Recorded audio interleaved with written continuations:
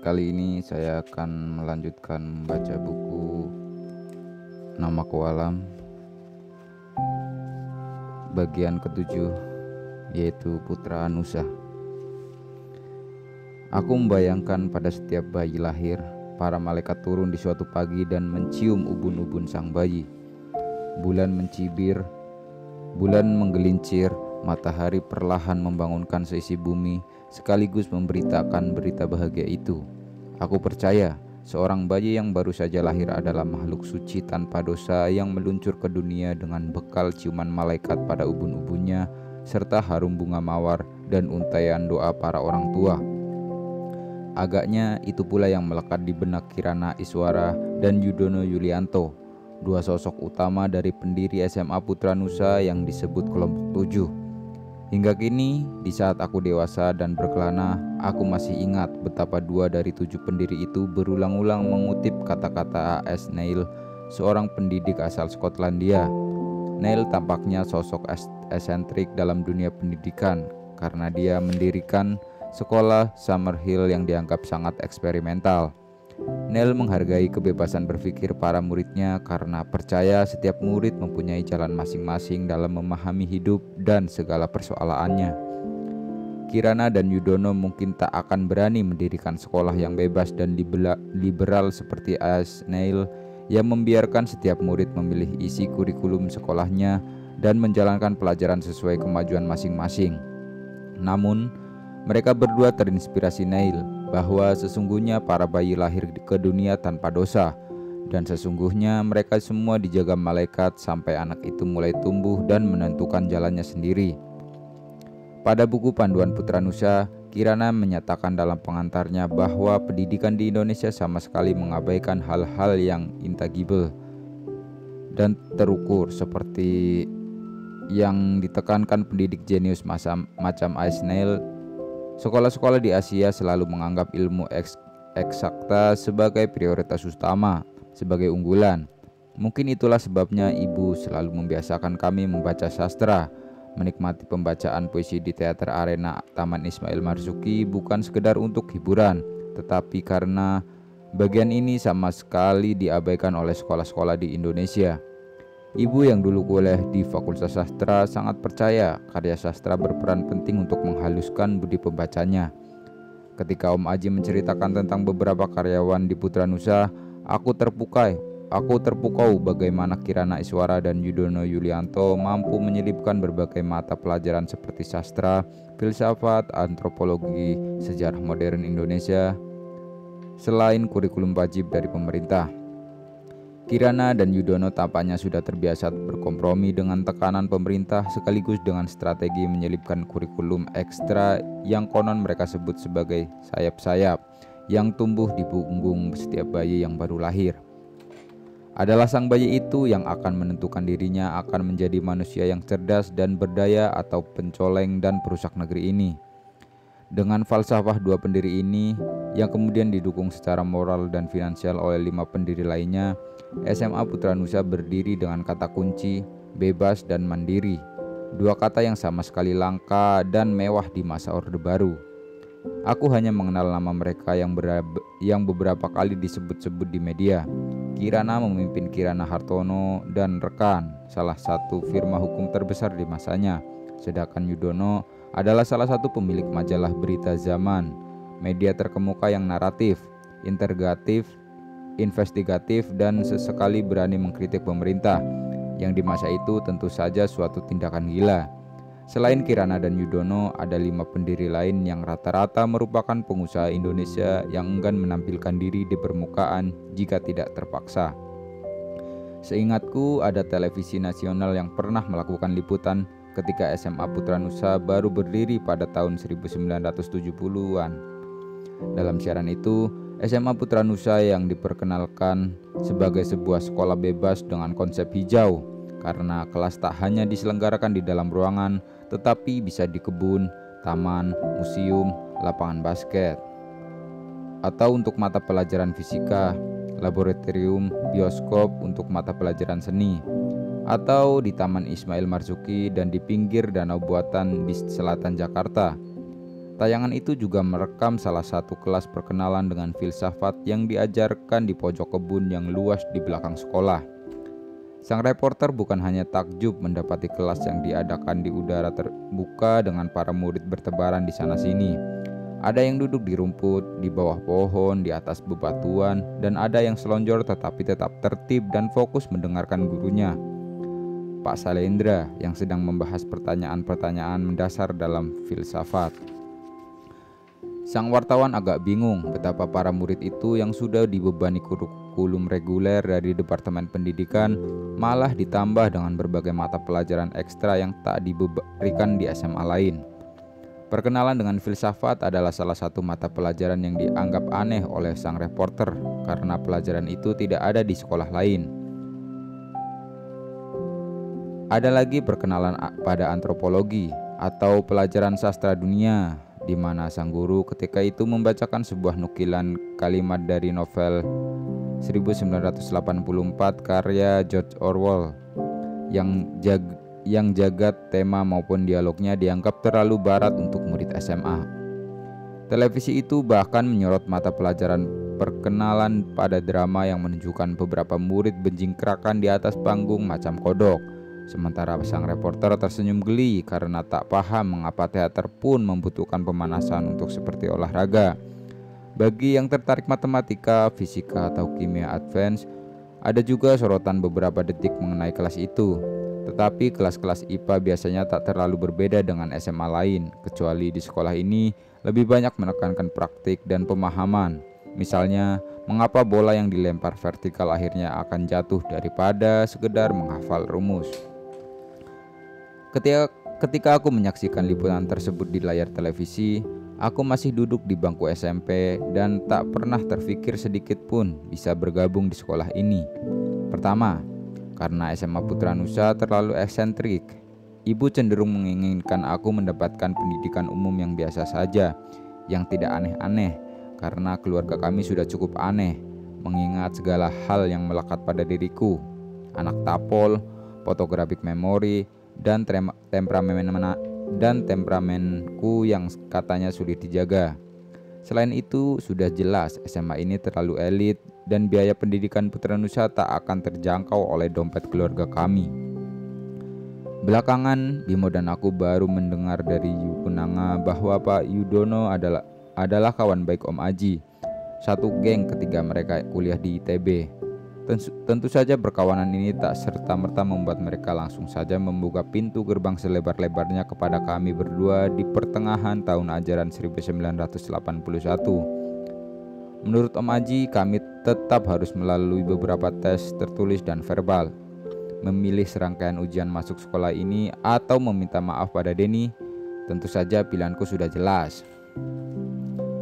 Beberapa kilometer di luar Jakarta, di satu lahan seluas 2 hektar yang masih rimbun dan belum tersentuh kegatalan pengusaha membangun mal, berdirilah sebuah sekolah menengah atas bernama Putra Nusa dengan arsitektur yang memberikan kesan hangat.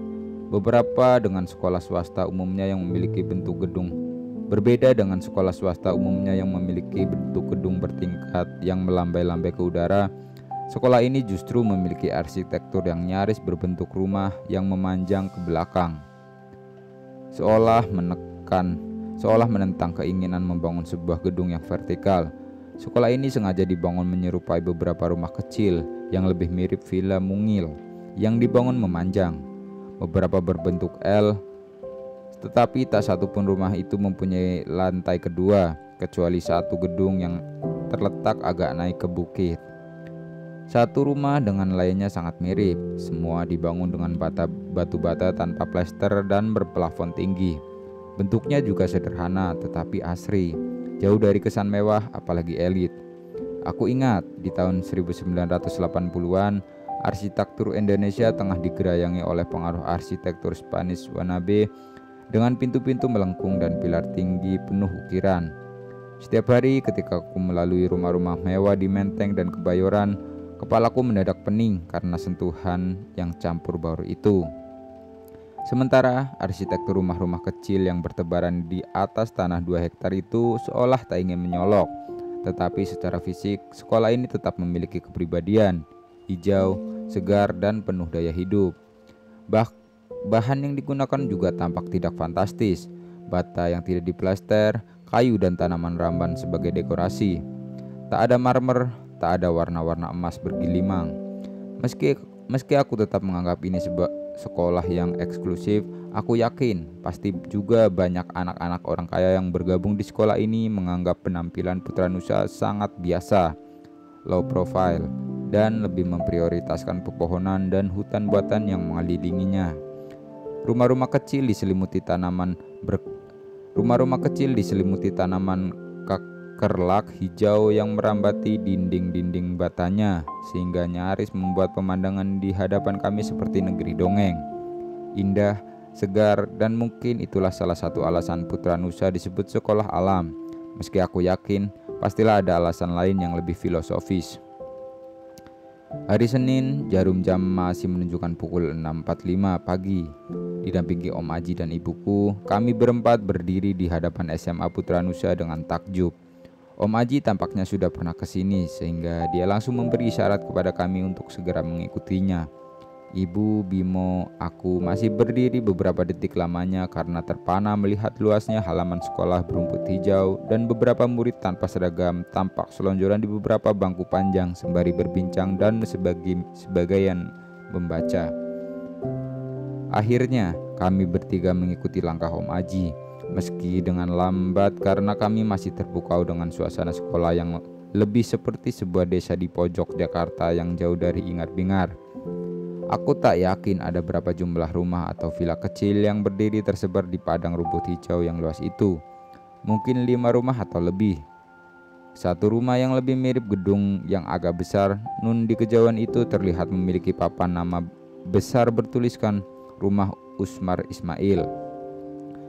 Kami tiba di salah satu rumah kecil dengan pelang terbaca Rumah Perintis, yang ternyata adalah kantor administrasi, ruang kepala sekolah, dan ruang guru. Paling tidak itulah yang tertulis pada papan nama rumah itu. Om Aji membuka pintu dan kami semua masuk ke dalam rumah kecil itu, yang interiornya seperti sebuah kantor administrasi biasa.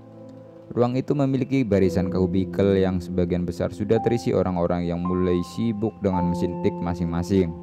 Om Aji menghampiri resepsionis yang duduk di depan sebuah meja kecil dengan mesin tik.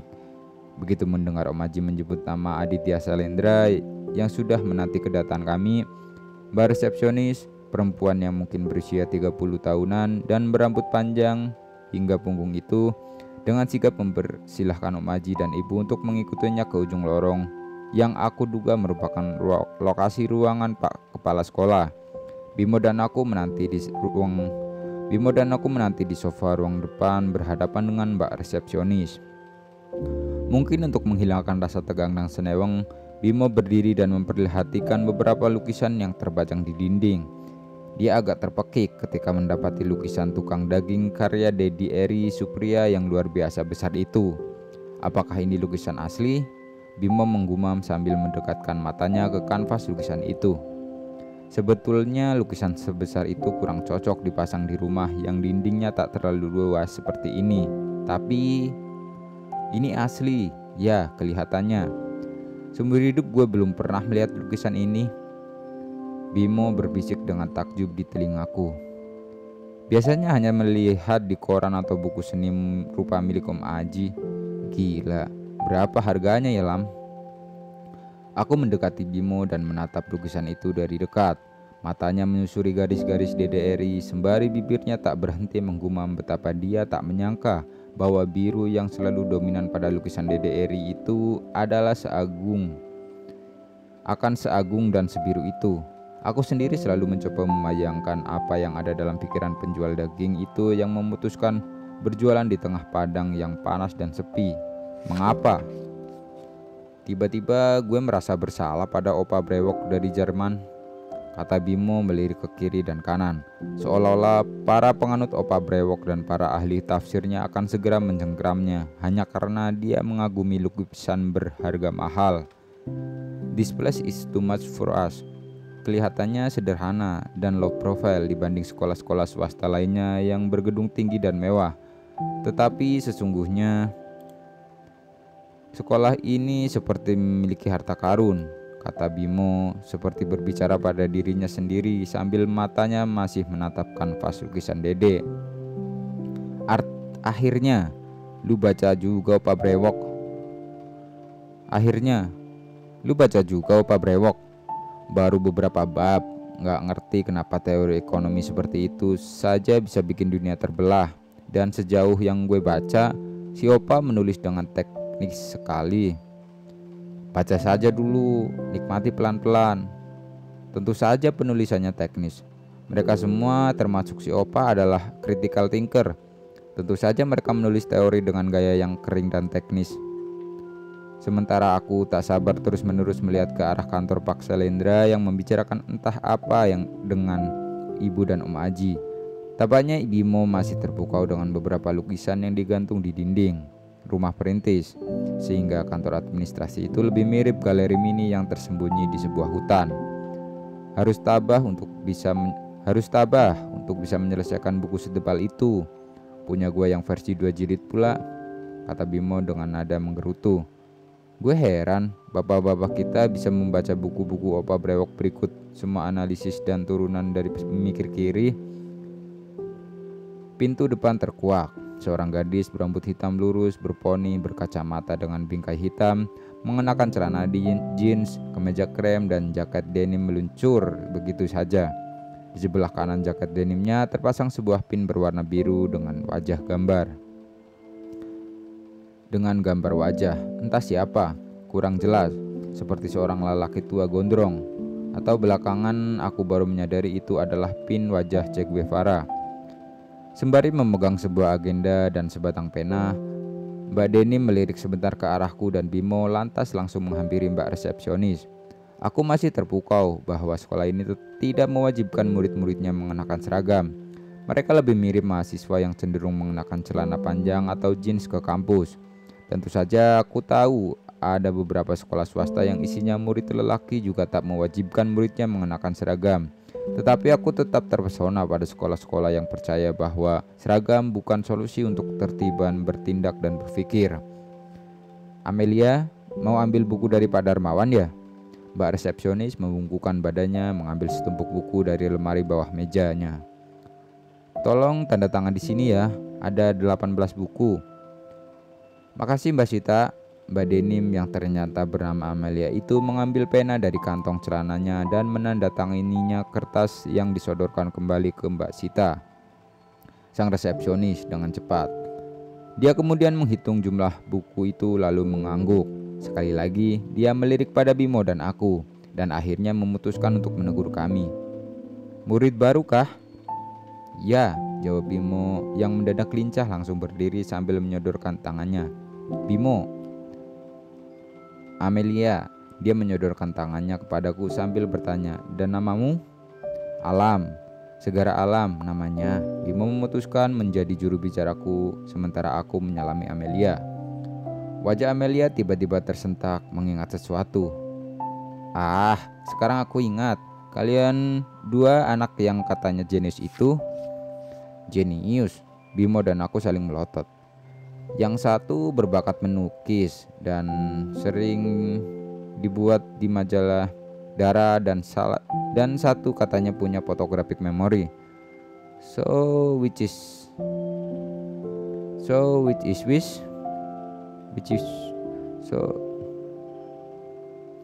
Bimo perlahan mengangkat telunjuknya. Saya sedikit-sedikit bisa membuat sketsa, tapi jauh sekali untuk disebut pelukis. Dan sudah jelas saya tidak jenius, jawab Bimo. Kalau di usia semuda ini sketsamu sudah berkali-kali dimuat di majalah Dara, itu akhirnya kamu jenius. Calon Sujoyono. Mendengar nama pelukis yang sangat dihormatinya itu, Bimo sukar menyembunyikan ekspresi bangga sekaligus tersipu. Aku sedang menyaksikan babak pertama dari film Melody, film cinta remaja Inggris yang menghebohkan sejagat itu.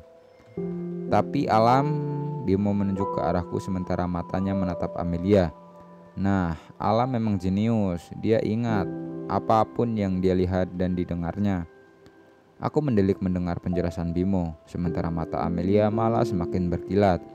Bimo dengan nada heboh menjelaskan. Tanyakan apa saja pada alam, dia pasti tahu.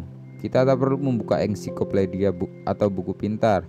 Semua pertanyaan pengetahuan umum hingga pengetahuan alam sudah terekam di dalam kepalanya. Bimo mengoceh seperti tukang obat pinggir jalan. Belum pernah aku melihat tingkah laku Bimo hari itu. Ceria, lincah, dan mendadak lancar bicara. Sementara Amelia tampak termakan oleh bualan Bimo. Kalau begitu kamu cocok masuk tim cerdas tangkas, kata Amelia memutuskan nasib kami di sekolah itu. Aku masih tak bersuara karena terpukau oleh adegan Romeo Juliet di hadapanku. Kedua calon sejoli masih saling menatap dan aku merasa seperti tamu yang mengganggu. Kalian sedang menunggu Pak Salendra. Tiba-tiba Amelia menyadari aku masih berada di antara mereka. Bimo menjelaskan bahwa Om Aji masih di dalam ruang kepala sekolah untuk berbincang dan kami berdua harus menanti. Amelia mengangguk dan mengatakan bahwa pasti kami harus melalui beberapa tes untuk menentukan kelayakan masuk sekolah ini dan kelayakan beasiswa. Tanpa menanggapi wajah Bimo yang mendadak pucat, Amelia menengok jam tangannya dan menggumam. Dia masih ada beberapa menit untuk menemani kami. Dia menunjuk tumpukan 18 buku itu di atas meja resepsionis yang harus didistribusikan. Bimo mendekati Amelia dan agak berbisik, "Maksudmu kami belum tentu diterima?" Bimo melirik padaku juga menyembunyikan kegelisahan. "Ah," Amelia menenangkan.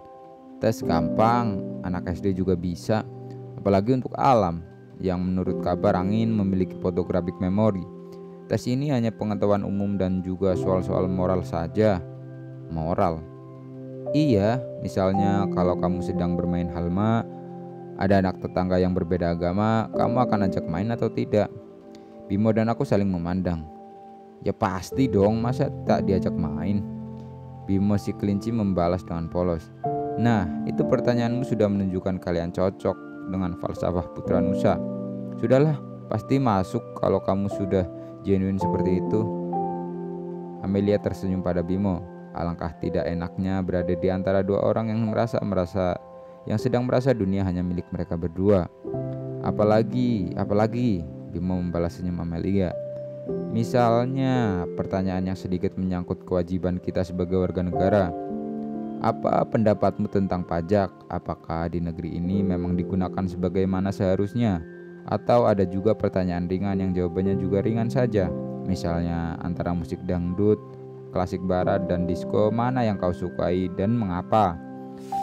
Hal-hal semacam itu, tipe pertanyaan yang tak akan menghasilkan jawaban yang salah. "Jadi bukan psikotes?" tanyaku mulai santai. Saraf kepalaku yang tegang mulai terurai dengan penjelasan Amelia. Tidak membosankan seperti psikotes, tapi pertanyaan yang dibawanya seperti diskusi. "Jawabanmu akan memperlihatkan visimu tentang hidup," kata Amelia yang aku duga pasti menjabat sebagai ketua kelas atau minimal wakil ketua kelas. Atau juga mungkin dia jelmaan Yukenanga karena auranya penuh dengan otoritas. Bimo dan aku sudah lupa dengan ketegangan kami. Secara serentak kami duduk bersandar di sofa. Aku masih penasaran dengan tumpukan buku di atas meja resepsionis dan menanyakan kepada Amelia, "Itu buku apa sih?" "Ini textbook untuk kelas perkenalan pada sastra dunia," kata Amelia. "Aku sedang menunggu kawanku supaya bisa sama-sama membawa ke kelas. Ini lumayan berat." Bimo dan aku saling memandang. Apakah ini surga dunia? Mengapa kami baru tahu asiknya kurikulum sekolah ini? Mengapa aku juga baru menyadari ada diktat tentang sastra dunia? Siapa yang menulis? Ini diktat keluaran sekolah yang ditulis tim Pak Darmawan, guru sastra dunia sekolah ini. "Serius kalian punya mata pelajaran sastra terpisah dari pelajaran bahasa Indonesia?" tanyaku agak gugup mencoba menahan girang. Bahasa Indonesia dan sastra tetap dijadikan satu paket, tetapi masing-masing mendapatkan jatah 3 jam dalam seminggu. Sastra dunia menjadi pilihan karena tidak semua murid tertarik. "Serius? Jadi pelajaran sastra terdiri dari sastra Indonesia dan wajib dan sastra dunia pilihan. Tugasnya banyak. Salah satunya membuat komposisi dan book report. Satu pekan kita harus menyelesaikan satu buku dan membuat resensi. Bimo dan aku menganga, sungguh menganga. Saat itulah pintu terbuka dan meluncurlah seorang murid perempuan berambut keriting mengenakan rok kotak-kotak hitam putih dan kemeja putih serta sepatu Kans apple pie merah yang sedang tren. Begitu masuk, ia langsung saja menghampiri Amelia sambil mengucapkan maaf berkali-kali. Lama amat, Amelia membelalak dan segera mengangkut buku-buku di atas meja resepsionis dan memindahkannya ke tangan gadis apple pie itu. Macet, sorry. Gadis apple pie sedang senewang menerima buku-buku itu dari tangan Amelia. Masih ada waktu 5 menit. Amelia sendiri mengangkat sisa buku yang berjumlah 9 buah. Gadis apple pie melirik padaku dan Bimo. Hari ini Alam, si jenius, dan si Bimo ini si pelukis dahsyat. Alam, Bimo, ini Arini, wakil ketua kelas 2A. Amelia tampaknya gemar menggunakan kata sifat hiperbolis yang kemudian ditangani Arini si gadis apple pie dengan takjub. Serius, ini Alam yang ingat segala isi dunia hanya dengan menyaksikan? Ini murid baru yang katanya punya photographic memory itu? Coba aku tes ya. Arini meracau seperti burung murai dan segera saja dihalau oleh Amelia untuk keluar lobi. Kami harus masuk kelas, sudah hampir jam 7. Bim, Alam, semoga kita sekelas. Arini dan aku kelas 2A, kata Amelia mendorong Arini dan masih meracau ke arah pintu sambil membawa diktat tebal sastra dunia itu. Bimo membalas salam sambil tersenyum. Hanya beberapa detik setelah Amelia dan Arini menghilang, Bimo langsung berbisik dengan nada tergerutu. Pasti Om Aji sibuk membahas kita dengan julukan hiperbolis seperti itu. Ya, pasti dia tak mungkin bercerita kita keseringan berkelahi di sekolah lama, jadi ditutup dengan jualan kata jenius, pelukis masa depan, dan semacamnya. Kataku mencoba memahami Om Aji meski aku rada jengkel juga. Amelia segera menghalau Arini yang masih saja menatap kami berdua. Hingga mereka meninggalkan ruang rumah perintis, aku bisa melihat bagaimana Arini yang bolak-balik menengok-nengok ke arah kami tanpa berhenti meracau. Tak lama kemudian, Om Aji, sang biang kerok, dan ibu sudah kembali bersama seorang yang kuduga adalah Bapak Aditya Salendra, seorang lelaki bertubuh tinggi, mungkin 1,80 meter, berusia sekitar 40 tahunan, berkacamata dan berambut tebal campuran hitam putih kepekatan. Tiba-tiba saja mereka sudah berdiri di hadapan kami. Dengan suara dalam dan ramah, Pak Salendra menyapa kami. Bimo, Alam, siap? Ujian ini adalah ujian paling seru yang pernah aku lalui. Coba baca ini. Dari 5 sila Pancasila, sila mana yang paling menarik kamu bahas? Mengapa? Aku menjawab, semua sila penting dan menarik dibahas, tapi aku selalu tertarik membahas sila kelima. Lalu aku memberikan penjelasan sepanjang 2 paragraf. Kami sudah terlambat ke sekolah, dan jika terlambat, kamu akan dihukum. Tetapi di saat menyeberang, seorang kakek tua tak bisa menyeberang sendirian dan meminta pertolonganmu. Apa reaksimu? Aku menjawab, aku akan menolong sang kakek, tapi aku bertanya-tanya, bukankah semua orang akan menjawab dan menolong sang kakek? Mesti kenyataannya dalam seharian tidak demikian. Membayar pajak adalah kewajiban kita sebagai warga negara yang sudah berpenghasilan. Berikan pendapatmu tentang perpajakan di negeri ini.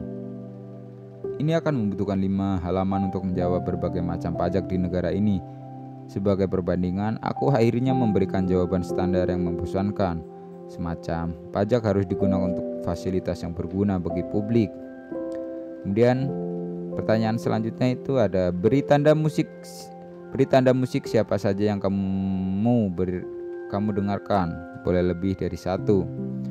Daftarnya ada Koes Plus, The Beatles, Led Zeppelin, Pink Floyd, Velvet Underground, Tom Waits, Chrisye, Kenam Nasution, David Bowie, John Jett and the Black Heart, Simple Minds, God Bless, Daddy Stanza, Guru Gypsy, The Rollings. Terus kemudian isi sendiri yang kamu dengarkan yang tadi sebut.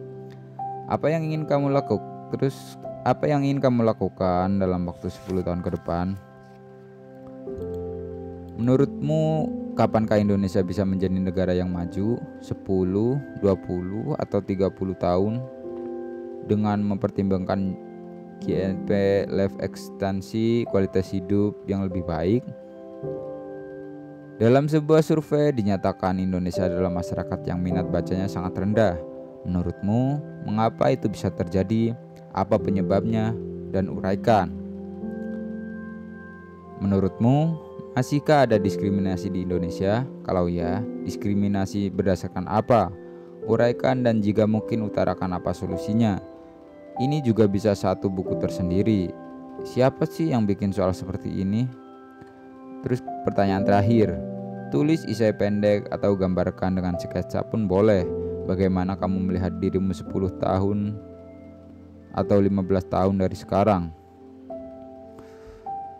Aku bisa duduk berjam-jam jika semua ujian asik dan seru seperti ini. Di luar pertanyaan yang berhubungan dengan persoalan demokrasi, kemanusiaan, dan keadilan yang sudah jelas memiliki jawaban, selebihnya adalah pertanyaan yang jawaban yang membutuhkan pendapat belaka agar calon murid belajar berpikir dan mengolah otak. Bimo tampak serius sekali wajahnya. Aku sudah beberes merapikan setumpuk kertas jawaban, sementara Bimo tampak masih. Kok dia menggunakan pensil 2B? Karena kami tidak dijaga oleh siapapun. Mungkin karena ujian seperti ini tak mungkin bisa saling menyontek, aku memberanikan diri dan mendekati meja Bimo. Memilih gambar, Bim. Aku melongok dari balik bahunya. Tentu saja dia menggambar. Dia Bimo Nugroho. Dengan pensil 2B, dia membuat sketsa seorang lelaki dewasa yang tengah melukis. Pada kanvas lukisan itu, ia menggambar lelaki tua dengan latar belakang Paris dengan menara Eiffel. Pasti lelaki parubaya itu adalah Om Nugroho, ayah Bimo. Ya, gue bukan orang yang fasih dengan kata-kata seperti lu, Lam. Lu pasti memilih menulis esai kan? Tentu saja aku menulis esai dengan sembarangan. Mungkin aku satu-satunya murid SMA yang masih merasa gelap dengan masa depanku. Mungkin hidup dari hari ke hari saja aku terbiasa menghadapi kejutan dari yang menjengkelkan hingga yang mengerikan. Dari sekedar dihina sebagai anak janda, atau anak pengkhianat negara, atau warga negara haram, hingga kejutan yang membuat hatiku terbakar melihat kepala Bimo dikencingi Denny dan para hambanya. Jadi, aku hanya menulis satu esai pendek bahwa aku ingin belajar menulis dengan baik, memahami kata-kata dengan baik, dan mungkin mempelajari sejarah dan hukum negeri ini agar aku bisa berbuat sesuatu, entah apa. Tetapi, aku tak akan bisa diam saja sembari menikmati kehidupan nyaman di bawah pohon rindang. Aku menulis esai ini sembari memandang pohon tanjung yang rindang di halaman sekolah ini dan merasa sangat hedonistik. Aku mengagumi Bimo yang sudah tetap pada keyakinannya untuk menjadi seorang perupa di masa yang akan datang. Dia tahu bahwa langkah apapun yang diambilnya akan melibatkan karya visualnya. Tepat pada 9.30, kami sama-sama berdiri dan keluar dari ruang tamu kepala sekolah. Kertas jawaban sebanyak 12 lembar kami serahkan kepada Mbak Sita di depan. Dia kemudian memberikan kami setumpuk formulir untuk diisi dan menyampaikan pesan bahwa dalam 2 atau 3 hari sekolah akan menghubungi kami untuk memberikan hasil tes dan keputusan Dewan Pengawas. Bimo dan aku keluar dari rumah perintis. Amelia, Arini dan sekitar 20-an kawan sekelasnya tengah duduk di bawah pohon tanjung yang rindang. Guru mereka berkacamata, tinggi, berdiri dan sesekali berjalan sambil membawa sebuah buku yang membacakan beberapa bait puisi nyanyian angsa dari Rendra. Suaranya sungguh berat. Aku menyadari inilah kali pertama aku merasa sangat senewan dan khawatir tidak diterima di sebuah sekolah, sebuah institusi yang selama ini ku benci.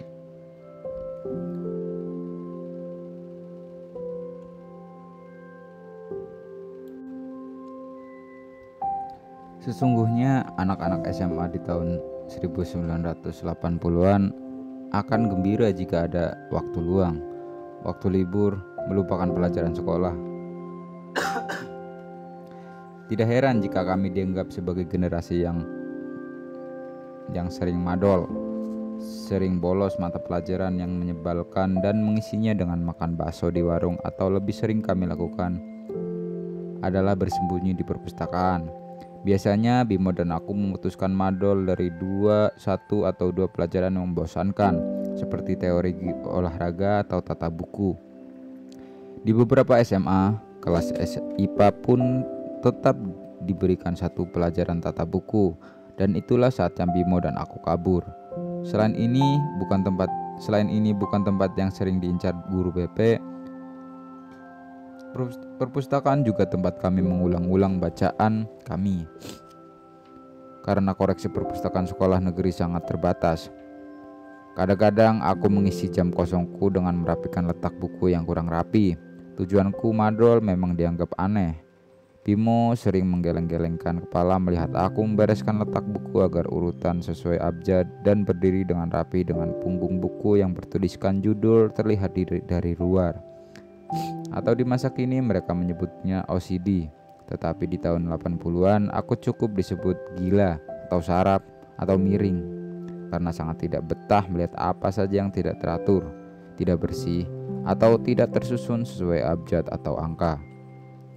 Kali ini semesta justru memberikan kebebasan yang tak menyenangkan. Kami sudah mengundurkan diri dari SMA negeri tempat kami berkelahi dengan Denny Perdana. Tetapi status kami belum resmi menjadi murid Putra Nusa. Akhirnya kami berstatus gelandangan, atau mungkin untuk sedikit lebih terasa intelektual, kami seperti pengelana yang tak jelas nasibnya. Bimo mengatakan nasib kami seperti ayahnya dan para eksil lainnya, wartawan tanpa surat kabar dan warga tanpa negara, pengelana, kelayapan, dan berbagai sebutan lain bagi para kawan bapak yang terjebak hidup di negara orang. Sedangkan kami adalah murid tanpa sekolah. Akibat periode senewang ini, Bimo mengurung diri di kamar tanpa memberi kabar kepada ibunya dan Pak Prakosa sampai kami mendapat informasi yang lebih jelas dari SMA Putra Nusa.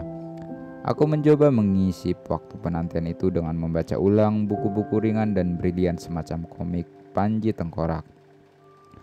Setiap kali telepon berdering, Bimo melempar pensil gambarnya, berlomba-lomba dengan aku yang setengah berlari menyambar pesawat telepon. Tetapi ternyata yang menelepon adalah pacar Yukenanga. Ya, dia sudah punya kekasih yang cukup serius, atau salah satu kawan bulan atau kawan ibu yang mengingatkan untuk latihan kor atau mengajar menjahit. Om Aji sempat menelepon menanyakan kabar dari SMA Putra Nusa, dan Bimo menjawab bahwa kami pasti akan segera menelponnya jika ada informasi terbaru. Om Aji sempat menghibur dengan mengatakan, pasti sekolah itu akan menerima kami karena Om Aji sudah menyampaikan kalian itu jenius, alam dengan photographic memory, dan Bimo calon pelukis Indonesia. Jadi benar bualan Om Aji. Inilah yang kemudian melebar kemana-mana sampai ke telinga Amelia dan Arini. Informasi Om Aji bukannya membuat kami tentram, tetapi malah semakin gelisah. Akhirnya Bimo mengajak menyaksikan film di bioskop berjudul Sang Guru karya Edward Pesta Sirait.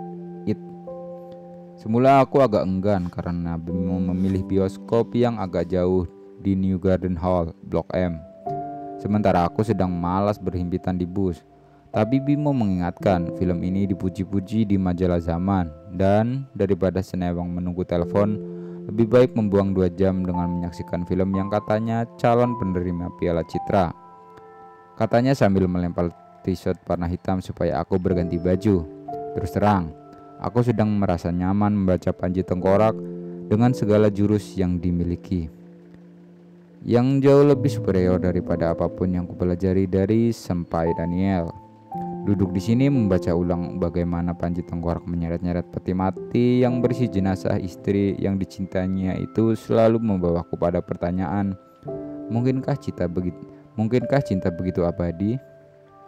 Ayo, Bimo berganti t-shirt dan jeans dan duduk sembari mengenakan sepatu Kens. Aku hanya menggumam sambil duduk bersender di pojok di kursi ibu yang empuk, tempat beliau membaca dan menjahit di sore hari sembari mengenakan t-shirt belel celana butut. Sebuah kenikmatan tiada tara, sungguh. Sungguh aku sangat malas. Tetapi Bimo terus-menerus menggangguku dengan ocehan tentang Es Bagio, yang menurut Bimo adalah teman baru baginya, seorang pelawak terkemuka yang dipercaya berperan dalam sebuah film drama serius. Kalau kamu tak kunjung bergerak, aku pergi sendiri. Bimo setengah mengancam, sembari tetap tersenyum sambil mengotak-atik dompetnya. Bimo tahu aku selalu menganggap dia seekor kelinci yang polos dan jinak, sementara aku adalah penjaga si kelinci. Komik kulempar dan aku segera mengganti t-shirt sambil tetap menggerutu. Film Sang Guru mungkin salah satu film Indonesia yang bakal dikenang sebagai karya yang digarap dengan baik dan bertema kritik sosial. Sebuah pilihan yang berani di masa yang represif seperti saat itu. Topas, sang guru idealis, dipecat karena tak bersedia berkompromi untuk membirukan rapor merah anak dari keluarga kaya raya. Dalam perjalanan pulang, Bimo dan aku masih saja takjub bagaimana film yang kritis terhadap sistem pendidikan di Indonesia dan budaya korupsi dan kolusi pengusaha pejabat tinggi itu bisa lolos dengan aman. Bukankah ada Direktorat Jenderal yang membawahi urusan media, televisi, dan perfilman Indonesia yang sungguh ketat hingga bisa memproduksi film? Si pembuat harus mengirim skenario lengkap dengan daftar tim produksi. Bukankah semua izin perbuatan film bisa tersedat hanya karena judul yang tak sesuai adat timur, atau cerita yang meresahkan masyarakat, dan seterusnya? Mungkin karena begitu banyak izin film yang harus mereka periksa, film ini beruntung dan lolos dari jerat, kata Bimo dengan suara nyaring karena kami naik helicak yang menderu-deru berisik. Tapi kan masih ada badan sensor, kok bisa lolos? Apapun alasannya, pokoknya hebatlah kita bisa menyaksikan film itu dengan merdeka, kata Bimo. Kami masih membahas mengapa sutradara lain tak ada yang menyadari betapa dahsyatnya Es Bagio sebagai aktor drama ketika helicak yang kami tumpangi berhenti di halaman rumahku. Yubulan sudah berdiri menanti sambil melipat tangan di dada. Dia segera menghampiri kami dengan wajah tak sabar, sementara Bimo meraih dompetnya untuk membayar abang helicak. Aku baru menyadari mobil Om Aji terparkir di depan halaman rumah. Dari mana sih kalian? Yubulan menggiring kami. Tadi ada telepon dari Putra Nusa. Sana, sudah ditunggu ibu dan Om Aji. Seperti anak panah melesat dari busur, kami berdua berlari dalam rumah. Ibu dan Om Aji tampak berbincang dan meminta kami duduk. Om Aji memandang kami dengan wajah serius dan memulai kalimatnya dengan helaan nafas yang panjang. Baru kali ini aku mendengar dengur jantungnya yang luar biasa, bising. Belum pernah aku sekhawatir ini. Selama ini aku memandang pendidikan formal sebagai kewajiban belaka karena segalanya terlalu mudah. Pengalamanku juga mengajarkan, sejak SD, SMP, dan SMA, suasana sekolah selalu neraka. Baru kali ini aku merasa mungkin saja sekolah bukan neraka. Mungkin aku baru menduga karena hanya melihat panorama sekolah itu dalam sehari. Sikap Amelia dan Arini juga sekilas terasa tidak angkuh, tidak senob, tidak menyebalkan seperti anak-anak OKB di sekolah kami dulu. Sementara aku sibuk menenangkan debur jantungku yang sebentar lagi menjelma menjadi badai, tiba-tiba saja Bimo berseru dan meloncat sambil memeluk Om Aji dan ibu. Lah, ternyata kami berdua diterima menjadi murid SMA Putra Nusa. Namun, aku kurang menangkap ceramah Om Aji yang panjang lebar berisi serangkaian nasihat. Sayup-sayup aku mendengar agar aku menjaga diri, tahan emosi. Ini kesempatan kamu memperoleh pendidikan sekolah yang cocok denganmu.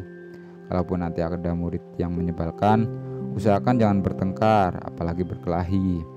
Yang langsung ditanggapi oleh Bimo. Ya Om, ya, kami janji Om. Dengan sikap tazim seolah dia sudah memutuskan mewakili aku. Aku masih terdiam meski aku sadar debur jantungku sudah mereda dan ikut tenang. Kalian sudah bisa ikut berorientasi hari Senin depan. Orientasi? Semacam posma, Bimo mulai gugup. Mereka anti pelonco, ibu menanggapi. Karena menurut Pak Salendra, pelonco adalah tradisi yang menyuburkan gencetan para senior. Ibu lega betul ketika Pak Salendra menjelaskan tradisi pekan orientasi versi Putra Nusa. Tanpa posma saja aku sudah berkelahi melulu dan membuat jantung ibu tercacar kemana-mana, apalagi jika ada posma segala. Karena kalian masuk di tengah tahun ajaran kelas 2, maka orientasi kalian tak mungkin seminggu, mungkin diringkas jadi sehari saja. Jadi sekarang kami harus melakukan apa, Om? Tanya Bimo. Kalian harus mengisi formulir ini, kata Om Aji menunjuk map biru tua dengan logo Putra Nusa. Beliau menjelaskan kami harus mengisi beberapa mata pelajaran pilihan, juga memilih tugas sosial dan ekstrakurikuler yang kami sukai. Ibu menambahkan bahwa kami wajib membawa satu jenis tanaman untuk ditanam di halaman sekolah yang luas. Selain itu, kami harus menyumbang satu judul buku sastra dan satu judul buku non-fiksi untuk di perpustakaan. Sementara Bimo sibuk berceloteh buku apa yang akan disumbangkan kepada perpustakaan, aku masih merasa tak nyaman. Om, aku harus menanyakan sesuatu yang sejak kemarin mengganggu hatiku. Kalaupun tidak ada posma, aku lebih mementingkan kehidupan sosial sehari-hari mereka. Aku bisa saja berjanji jika tidak akan berkelahi. Tapi, apakah teman-teman, Om, para pendiri serta Kepala Sekolah Putra Nusa mengetahui identitas kami? Om Aji menghela nafas. Pak Salendra dan Ibu Kirana adalah kawan Om lama. Pak Yudono tentu saja tahu sejarah keluarga Om. Kami teman kuliah. Dia bahkan pernah menjenguk Mas Dimas di Paris. Tetapi mereka menganggap sebaliknya. Sebaiknya ini disimpan di antara mereka bertiga saja. Rasanya lebih aman. Aku menepuk bahu Bimo yang tegang. Dugaanku anak-anak sekolah di sana bukan yang gemar memaki dengan kata-kata anak pengkhianat negara, kan? Om Aji mengangguk-angguk setuju. Teorinya begitu alam. Sejak awal mereka kan sudah membuat kurikulumnya berbeda dan sikap pendidikan berdasarkan toleransi dan inklusivitas. Memang terdengarnya so idealis dan terlalu sulit untuk percaya pada sesuatu yang ideal. Tapi menurut Om, daripada kita menanggapi dengan sinis, sebaiknya kita sambut saja niat baik itu sambil berharap mudah-mudahan tidak mengalami hal-hal seburuk di sekolah kalian sebelumnya. Bimo dan aku masih terdiam. Aku sulit percaya bahwa Putra Nusa bisa kebal dari pengaruh sikap curiga dan diskriminatif terhadap anak atau keluarga ketapol. Bagaimana caranya mengontrol perasaan dan kecurigaan ratusan murid dan puluhan guru di alam yang menyebarkan rasa takut ini? Paling tidak, di sekolah ini anak pejabat atau anak tukang rumput akan diperlakukan sama. Om Aji menambahkan karena kami masih tak bersuara. Gak percaya. Tiba-tiba saja aku menyela karena segala yang kudengar tentang sekolah ini terlalu indah, terlalu sempurna. Tak ada yang sempurna di dunia ini, apalagi di Indonesia. Tapi tidak apa, aku akan mencoba sebisaku untuk tidak berkelahi. Aku melirik ibu yang sudah tampak cemas. Paling tidak Alam, Bimo, mereka akan melihat nilai seorang murid dari hasil pekerjaannya dan bagaimana mereka menuangkan tugas sosial dan ekstrakurikuler. Itu maksud Om, kata Om Aji dengan nada sabar karena paham dengan keraguanku. Bukan karena mereka keturunan pejabat atau pengusaha besar. Yang kalian perlu ingat, tekanan akademik di sekolah ini sama beratnya dengan non-akademik. Yang akademik saja beratnya begini. Om Aji mengambil salah satu map berisi dokumen. Kelihatannya sekolah ini senang betul dengan dokumen dan formulir. Sekolah lain ada pembagian resmi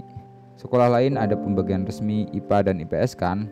Nah, sekolah ini menganggap semua muridnya harus paham IPA dan IPS, persis di negara-negara maju. Kami ternganga. Jadi gimana Om? Ya, mereka menganggap semua kelasnya adalah IPA, yang kemudian dibebani beberapa mata pelajaran IPS yang wajib. Agak gila memang, tapi Om merasa itu penting. Misalnya di sini, dia menunjuk formulir. Pelajaran IPS wajib adalah sejarah ilmu bumi. Pelajaran IPS wajib adalah sejarah dan ilmu bumi. Tapi ada pelajaran IPS pilihan, misalnya pelajaran filsafat dan antropologi. Kami mengangguk antara takjub dan takut. Aku tak berani memberi tanggapan karena tak ingin terdengar tak tahu diri, karena aku tahu betul Om Aji sudah setengah mati memperjuangkan agar kami bisa masuk sekolah ini. Nah, sejak tadi Om menyebut tugas non-akademik. Itu apa Om? Tanya aku. Om Aji membuka map lain yang berisi buklet Putra Nusa yang menjelaskan 2 kewajiban setiap murid selain kurikulum dasar, yaitu pelayanan sosial dan ekstrakurikuler. Kalian bisa memilih untuk ikut tugas sosial apa, misalnya mengunjungi panti jompo dan menemani pasien anak yang menderita penyakit kanker, atau mengajar bahasa Inggris gratis, dan seterusnya. Ada puluhan pilihan, kalian tinggal pilih setelah membaca handbook ini. Sementara ibu menjelaskan kewajiban ekstrakurikuler yang tak berbeda dengan SMA lainnya. Drama, fotografi, kelompok diskusi sejarah, dan seterusnya. Aku menyadari betapa konsep pendidikan sekolah ini terasa seperti gabungan antara beberapa sekolah swasta yang sudah diselenggarakan di berbagai negara Eropa dan Asia, yang muridnya mungkin hanya dibimbing di ruang kelas, tetapi diharapkan juga ikut tumbuh bersama masyarakat di sekelilingnya. Ini terdengar seperti konsep yang ditetapkan oleh A.S. Neil di Summerhill, meskipun di sana tiap murid didorong untuk jauh lebih mandiri. Jadi, sekarang kami harus melakukan apa Om? Tanya Bimo. Om Aji mengatakan kami harus mengisi formulir yang setumpuk itu. Jadi, selain ada mata pelajaran wajib sesuai kurikulum pemerintah, kami bisa memilih beberapa mata pelajaran pilihan. Paling lambat besok pagi, kurir mereka akan mengirim dokumen untuk kalian isi dan baca. Ibu lantas melanjutkan bahwa hari Senin akan ada salah satu murid yang mendampingi kami memberikan tur sekolah sebagai satu-satunya hari orientasi kami. Nanti kami juga giliran harus memberikan sekolah atau perpustakaan sesuai daftar. Jadi tidak sembarangan menyuruh petugas sekolah. Duh, apik ya Mas Aji. Mata ibu berkaca-kaca karena tampaknya mendapatkan partner bersama para guru sekolah baru untuk mendidik anak bungsunya yang bandel itu. Melihat wajah gembira ibu, setelah bertahun-tahun beliau merasa resah gelisah akibat kelakuanku, hatiku merasa lebih tentram. Untuk pertama kalinya sejak aku bergabung karate, kini aku merasa nyaman untuk bergabung dengan institusi yang sejak dulu ku benci, sebuah sekolah bernama Putra Nusa. Amelia Andara sudah menanti kami tepat pukul 7 pagi di lobi rumah perintis, mengenakan celana panjang jeans, kemeja putih dengan kantong bersulam huruf A berwarna biru. Begitu melihat Bimo, tampak betul matanya langsung bersinar. Dia menghampiri kami sembari memberikan 2 buah map yang menyampaikan bahwa setumpuk formulir itu harus diisi, terutama yang berkaitan dengan mata pelajaran pilihan. Melihat kami masih terdiam, mana pernah kami mendengar istilah mata pelajaran pilihan. Amelia berjanji ada temannya yang akan mendampingi kami mengisi form itu. Sekarang lebih penting berkenalan dengan isi sekolah dulu. Amelia berjalan dengan cepat dan kami bak 2 pengawal yang terbirit-birit membuntuti langkahnya yang begitu lekas. Sambil melangkah cepat seperti tengah mengejar waktu, Amelia menyempatkan diri mengucapkan halo kepada setiap murid yang tersenyum kepadanya. Dia menjelaskan dia dibebaskan dari 2 jam pertama pelajaran untuk menemani kami, dan 2 jam kemudian akan giliran Arini yang akan mendampingi kami. Bel sudah berbunyi dan kelas jam pertama sudah dimulai. Tidak semua murid menuju kelas-kelas yang tersebar di beberapa rumah. Ada juga yang bergerombol melangkah menuju sebuah gedung yang agak besar yang menurut Amelia adalah gedung laboratorium Dr. Sutomo. Kami berhenti di hadapan rumah Cuk Nyading, sebuah bangunan di deretan belakang rumah perintis. Tumpukan batu bata jingga tanpa plester yang diselimuti tanaman rambat berkakerlak dan bunga-bunga kecil ungu. Rumah kecil ini dilindungi sebatang pohon asam yang rindang. Tulisan rumah Cut Nyak Ding yang melekat pada tembok teras dibuat di atas sepotong kayu dengan gaya tulisan generasi ibuku, miring, halus, dan bersambung. Amelia membuka pintu dan memberi kode agar kami berdua mengikuti memasuki foyer rumah. Kami disambut sebuah sketsa Cut Nyaring berbingkai kayu yang terpajang pada dinding foyer. Bimo tak sempat bertanya siapa yang melukis sketsa tersebut, karena Amelia mengajak kami untuk memasuki lorong panjang. Di kiri kanan di dinding lorong, kami seolah mengikuti sejarah Cut Nyaring terbentang dalam bentuk sketsa di dinding. Dari kisah perjuangannya sejak muda hingga menikah dengan Tengku Umar. Ada satu sketsa yang halus yang menyentuh di mana Cut Nyaring tanpa sedang berhadapan dengan putrinya, Cut Gambang. Setiap sketsa Cut Nyaring yang juga dibuat berdasarkan imajinasi didampingi 2 atau 3 baris caption tentang kehidupan pahlawan yang luar biasa ini. Sambil menemani kami mengamati rangkaian sketsa itu, Amelia menjelaskan seperti seorang tour guide bahwa setiap rumah terdiri dari 4 kelas. Rumah Cut Nyaring adalah gedung yang terdiri dari 4 ruang kelas untuk kelas 1. Rumah ini seperti rumah-rumah kelas lainnya, memiliki ruang bersama, sebuah ruang bersosialisasi yang bisa digunakan untuk berdiskusi, belajar, atau sekedar bercengkrama. Deretan toilet umum dan dapur kecil untuk mereka yang kelaparan dan ingin makan cemilan. Mie instan tidak dianjurkan, tetapi kami sering menyeludupkan karena enak. Hahaha. Amelia tertawa ngakak meskipun seperti merasa berdosa. Buru-buru menambahkan bahwa mereka juga mempunyai kantin besar yang menyajikan menu makanan sehat. Bimo dan aku berhenti dan memperhatikan serangkaian sketsa di ujung lorong yang menggambarkan perjuangan Cut Nyaring bergerilya bersama pasukannya. Sketsa itu jelas meniru foto hitam putih yang memperlihatkan Cut Nyaring setelah ditahan Belanda. Entah bagaimana, tiba-tiba saja hatiku perih melihat tubuh yang tua renta dengan wajah yang tetap teguh tak menyerah.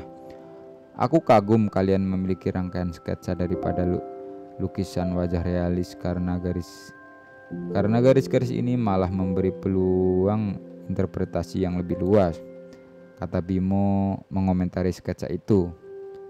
Misalnya, Bimo menunjuk sketsa Cut Nyaring sudah ditahan di sebuah wajah lelah, pedih sekaligus menantang. Aku tak sempat membalas komentar Bimo karena Amelia sudah menggiring kami untuk melalui 4 kelas yang masing-masing berdiri sekitar 20 murid. Kami hanya menyaksikan kegiatan mereka dari jendela kelas. Kelas 1A tanpa sedang menyerbu soal-soal trigonometri dan papan tulis. Kelas 1B kosong karena menurut Amelia, muridnya tengah melakukan praktikum kimia di laboratorium Dr. Sutomo yang letaknya agak mendaki ke bukit. Dari jendela kelas 1C, kami menebak mereka terbagi menjadi beberapa kelompok. Menurut Amelia, mereka sedang berlatih debat kelompok dalam mata pelajaran sejarah. Sedangkan kelas 1D juga kosong karena muridnya pagi ini bergerombol keluar kelas mempelajari gravitasi dalam pelajaran fisika. Amelia menggiring kami ke rumah Hairil Anwar yang merupakan gedung untuk kelas 2. Sambil mengikutinya di jalan setapak, aku melihat beberapa murid yang lalu lalang membawa buku di tangan masing-masing yang membuat aku merasa sekolah ini lebih mirip sebuah kampus universitas yang absen dari kebodohan. Aku ingin tahu betul apakah mereka mempunyai murid-murid yang madol dan nongkrong di warung karena ogah mengikuti kelas yang membosankan. Sementara aku masih takjub menyaksikan murid-murid yang terlihat begitu serius, terdengar Bimo menanyakan bagaimana mereka memutuskan nama-nama tokoh itu untuk rumah-rumah di area sekolah. Setiap pendiri sekolah ini mempunyai tokoh yang mereka kagumi. Misalnya, nama perpustakaan Kartini adalah pemberian Ibu Kirana Iswara. Rumah Cut Nyaring adalah pilihan Pak Selendra, sedangkan rumah Hairil Anwar adalah nama yang diberikan Pak Yudono Lianto. Kata Amelia berhenti tempat di hadapan pintu rumah Hairil Anwar, yang menyebabkan kami berdua ikut-ikutan berhenti. Nanti kalian akan diberikan buku panduan Putra Nusa. Baca sejarah sekolah ini di buku tersebut. Hari ini kita nikmati perkenalan kalian, hari bebasmu, karena mulai besok kalian akan sibuk belajar tak berkesudahan, kata Amelia. Kami tak terlalu paham dengan kalimat terakhir Amelia, dan dia menyadarinya bahwa ada penjelasan yang belum selesai. Murid-murid lulusan SMP negeri yang masuk Putranusia biasanya terkejut dan histeris melihat beban tugas dari sekolah ini. Aku salah satu contoh lulusan SMP negeri, kata Amelia tersenyum. Dia meneruskan bagaimana dia harus mengejar ketertinggalannya karena hal-hal yang tak disajikan sekolah-sekolah umum lainnya, seperti pelajaran perkenalan pada filsafat atau yang disebut dengan theory of knowledge, sosiologi, antropologi, dan sastra dunia. Amelia dan juga banyak alumni SMP negeri gelagapan mengejar ketertinggalan mereka, terutama kemampuan berbahasa Inggris.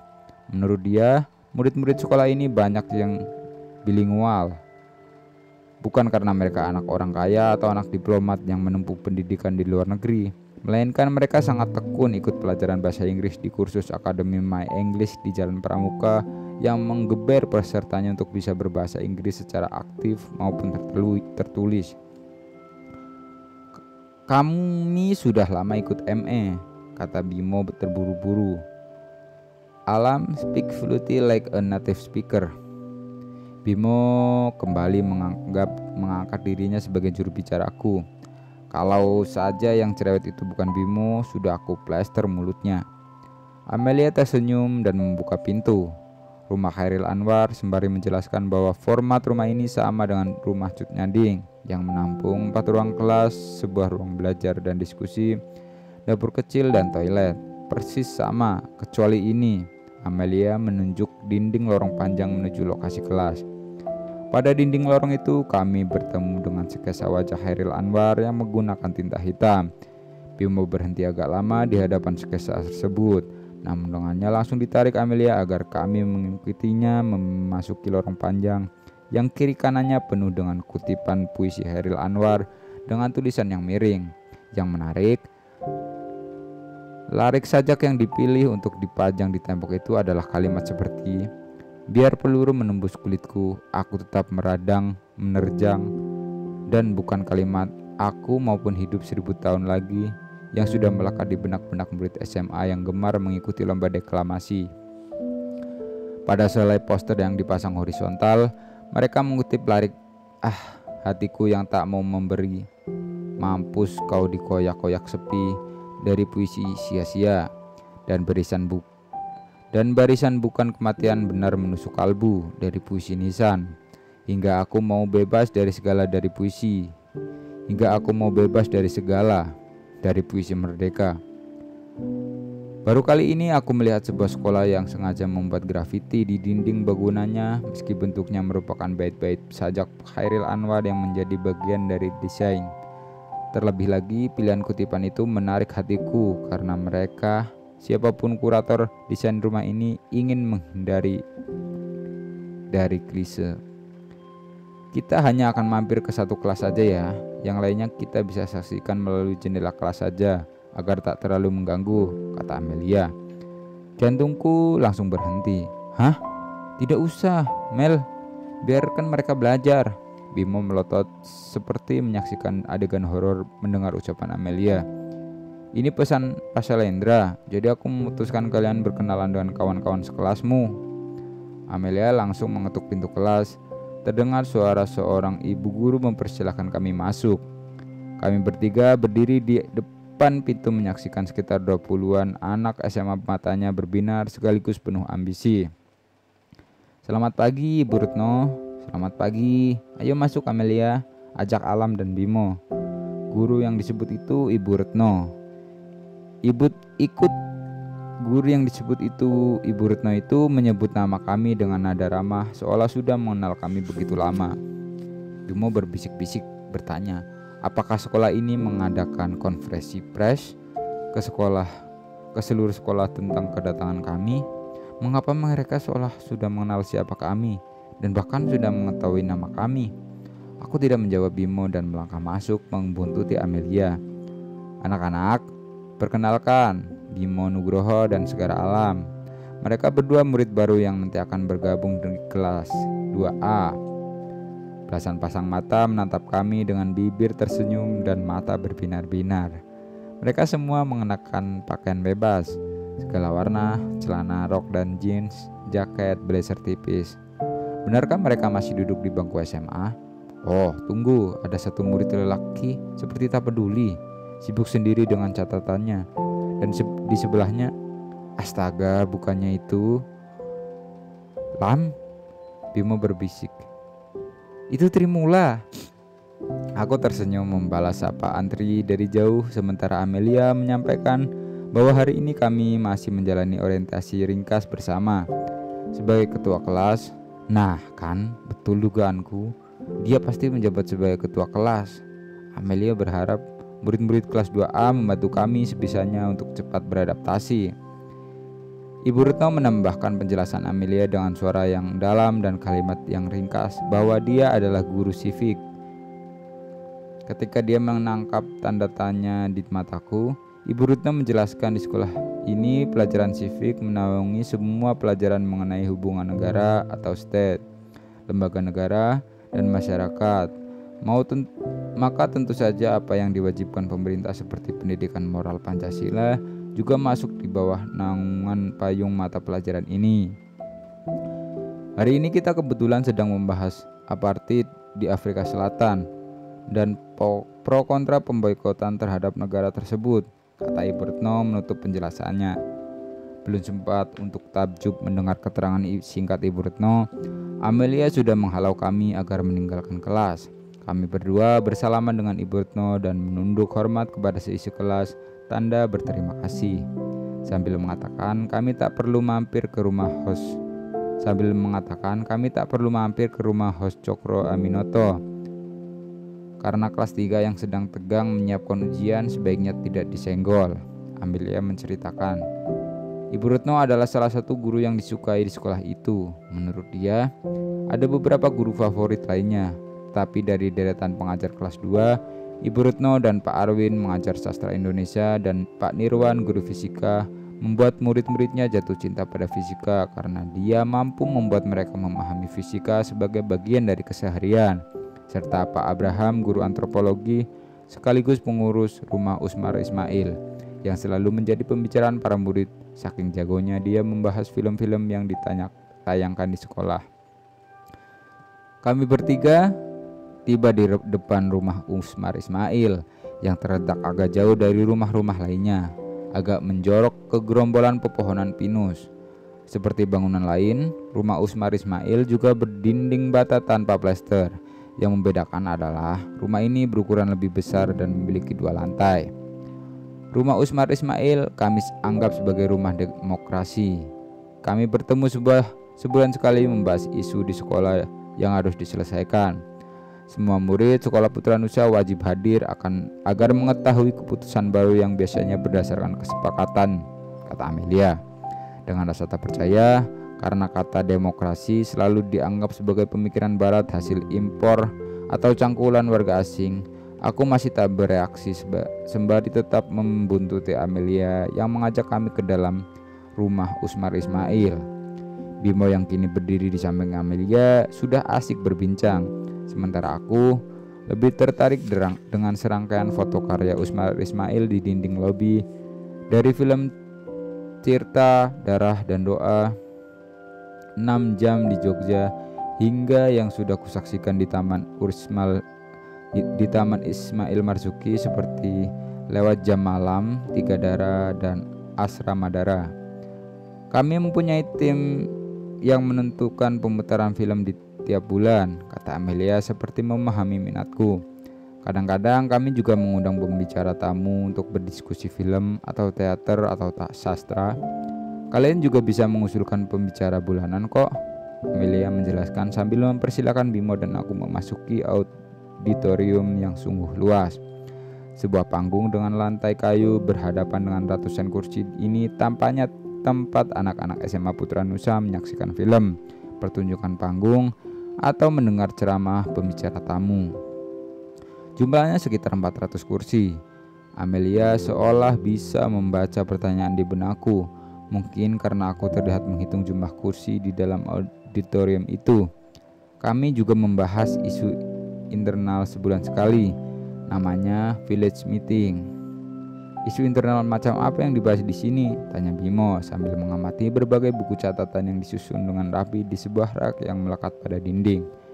Dari hal-hal yang sekecil seperti apakah kita bersedia bekerja sama dengan perusahaan besar untuk catering makan siang kita, atau sebaiknya membebaskan kami makan apa saja keluar dari halaman sekolah atau kantin yang selama ini dianggap kurang bergizi.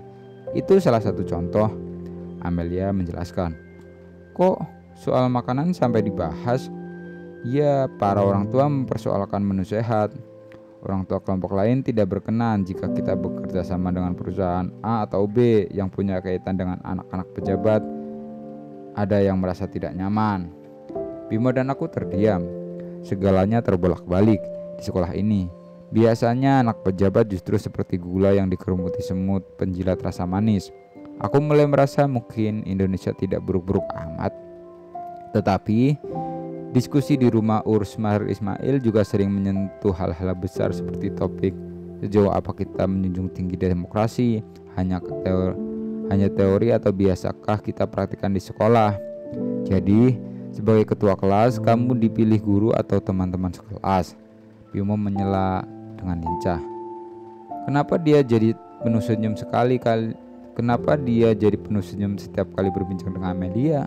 Kalimatnya panjang-panjang pula. Amelia tersenyum memandang Bimo. Mereka berdua tampaknya menganggap auditorium ini hanya milik mereka berdua.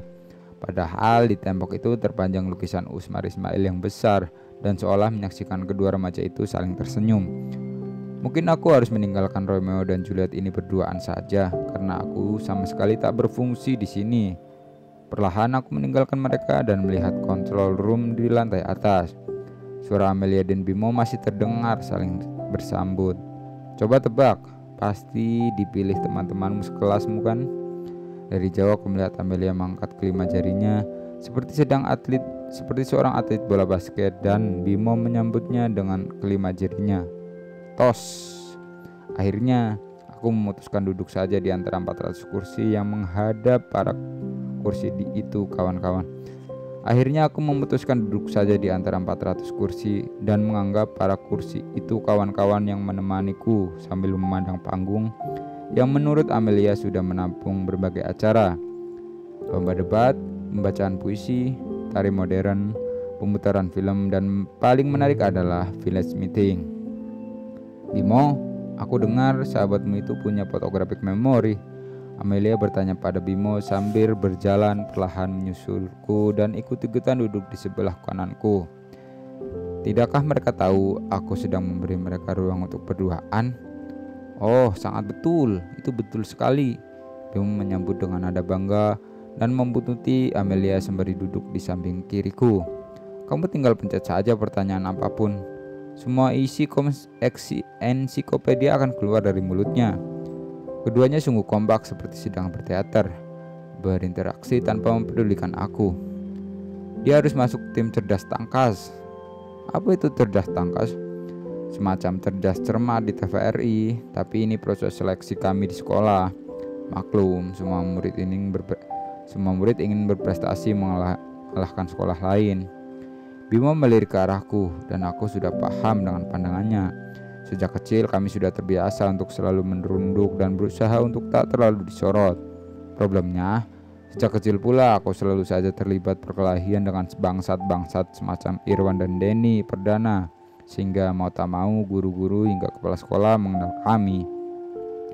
Alam pasti bisa, seperti kukatakan, dia jenius yang paling ingat segalanya. Tapi mungkin kami bukan orang yang cocok ikut lomba-lomba semacam itu, kata Bimo dengan suara merendah. Aku menyenderkan kepalaku ke kursi sambil memejamkan mata. Ini bukan soal cocok atau gak cocok, tapi persoalan siapa yang layak maju. Kelas meeting semester lalu kami kalah oleh kelas 2C. Amelia tampak tak peduli dengan penolakan halus Bimo. Alam, pertanyaannya super gampang. Hal seperti siapakah nama Perdana Menteri Kanada, atau apakah ibu kota Australia, Sydney atau Canberra? Canberra, kataku tanpa membuka mata. Mengapa mereka membuat soal untuk anak SD? Aku lupa. Perdana Menteri Kanada siapa sih? Tanya Bimo. Pierre Trudeau. Aku menjawab tak sabar. Serius, Amelia? Masa pertanyaan semudah itu? Awalnya saja memang memang sekali.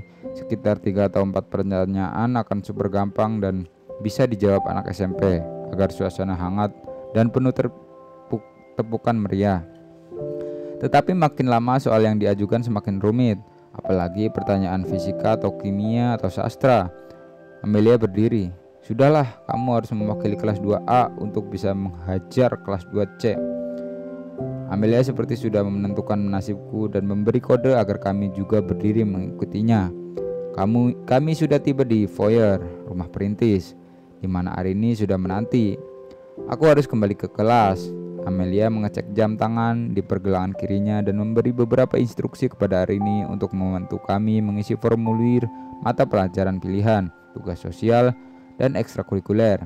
Setelah mengucapkan terima kasih kepada Amelia sembari saling menukar nomor telepon rumah, Bimo segera menyusulku yang sudah duduk dan mulai mengisi formulir. Hari ini mencoba membantu meski caranya adalah memborbardir Bimo dengan puluhan informasi yang susul-menyusul dengan pro dan kontra setiap mata pelajaran pilihan. Sastra dunia adalah mata pelajaran pilihan yang paling populer karena kewajibannya membaca karya fiksi atau puisi sastrawan dunia klasik. Semua murid kelas 2A memilih mata pelajaran ini, kata Arini melihat aku langsung memilih mata pelajaran tersebut tanpa berkonsultasi kepadanya. Bacanya banyak sekali loh, Arini mengingatkan. Pak Darmawan menugaskan kita membaca 1 buku setiap 2 minggu. Terus terang, tugas itu sering mengganggu mata pelajaran wajib karena kita harus membuat book report. Katanya melanjutkan dengan suara semakin nyaring karena aku tidak menggubris peringatannya. Belum lagi dari Pak Arwin yang mengajar bahasa dan sastra Indonesia. Menggunakan metode yang sama, kita harus membaca karya-karya sastra Indonesia dan membuat resensi yang isinya argumentatif.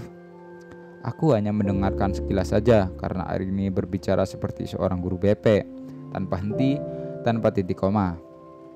Yang membuat aku agak lama berpikir adalah saat harus mengisi formulir pilihan tugas sosial dan ekstrakurikuler. Pada daftar itu tercantum kegiatan sekolah, kegiatan tugas sosial yang terdiri dari mendampingi ibu atau bapak di panti jompo, mengajar menggambar dasar atau untuk anak panti asuhan di Jakarta, mengajar bahasa Inggris di beberapa sekolah di pinggiran Jakarta, bergabung dengan kelompok LSM lingkungan program pembersihan Sungai Ciliwung, magang di Museum Nasional. Daftar ini sampai 2 halaman, begitu panjang dan aku sulit menentukan pilihanku. Hal yang sama untuk kegiatan ekstrakurikuler. Ada kelompok debat. Hidupku sudah penuh debat, ngapain aku menyusahkan diri dengan berkelahi verbal. Kelompok basket, sepak bola, atletik, kelompok fisika, biologi, matematika. Bukannya kita sudah diberikan belasan jam mata pelajaran IPA dan matematika. Kelompok filateli, astaga. Kelompok piano klasik, kelompok gitar rock. Wow. Para pencatat sejarah. Hari ini apa nih para pencatat sejarah? Hari ini memandangku dengan sedikit cemberut. Aku kalah taruhan dengan Amel. Hanya dalam beberapa detik aku segera memahami bahwa Arini bertaruh melawan Amelia. Tampaknya Amelia sudah menebak Bimo dan aku bakal memilih para pencatat sejarah sebagai ekstrakurikuler. Sedangkan Arini yakin aku memilih kelompok gitar rock. Bagaimana dia bisa menyimpulkan aku bersetubuh dengan alat musik? Bagaimana dia bisa menyimpulkan aku bersentuhan dengan alat musik? Hanya Arini dan seluruh tiang penyangga sekolah ini yang paham. Meski aku gemar musik rock, aku tidak bisa memainkan alat musik apapun. Aku masih belum paham kegiatan para pencatat sejarah. Aku mengabaikan pertaruhan kedua cewek yang seperti kurang kerjaan ini. Sebagai murid yang masuk di pertengahan tahun ajaran, kami tak memiliki kemewahan untuk berlama-lama menyeleksi kegiatan kami. Ini seharusnya kelompok yang berdiskusi sejarah Indonesia dan sejarah dunia. Sayangnya pesertanya hanya sedikit, maka pembahasan jadi sering lari kemana-mana. Hari ini akhirnya menjawab pertanyaanku. Aku semula memilih kelompok ini, tapi karena di awal tahun pesertanya hanya 5 orang, aku pindah deh, bergabung dengan kelompok piano klasik. Pesertanya hanya 5 orang. Kok nggak tahu, pada malas belajar sejarah. Semua kan terasa palsu, dibuat, diatur pemerintah. Hari ini berbisik sambil melirik ke kanan kiri, seolah-olah ada intel Melayu yang menyelinap di antara anak-anak SMA ini. Lah, bukannya peserta kelompok justru harus mencari data untuk mendiskusikan apa yang tak tertulis dalam textbook sejarah resmi? Tanyaku dengan nada jengkel. Hari ini mengangkat bahu. Sekarang pesertanya hanya 4 orang, dan kalau semester ini tak bertambah, tahun depan akan dibubarkan. Hari ini menyodorkan tangannya kepada Bimo yang sudah selesai mengisi formulir. Ternyata Bimo memilih tugas sosial mengajar menggambar anak-anak di rumah yatim piatu. Sedangkan untuk ekstrakurikuler ia memilih para pencatat sejarah. Ternyata Bimo jauh lebih sigap daripada aku.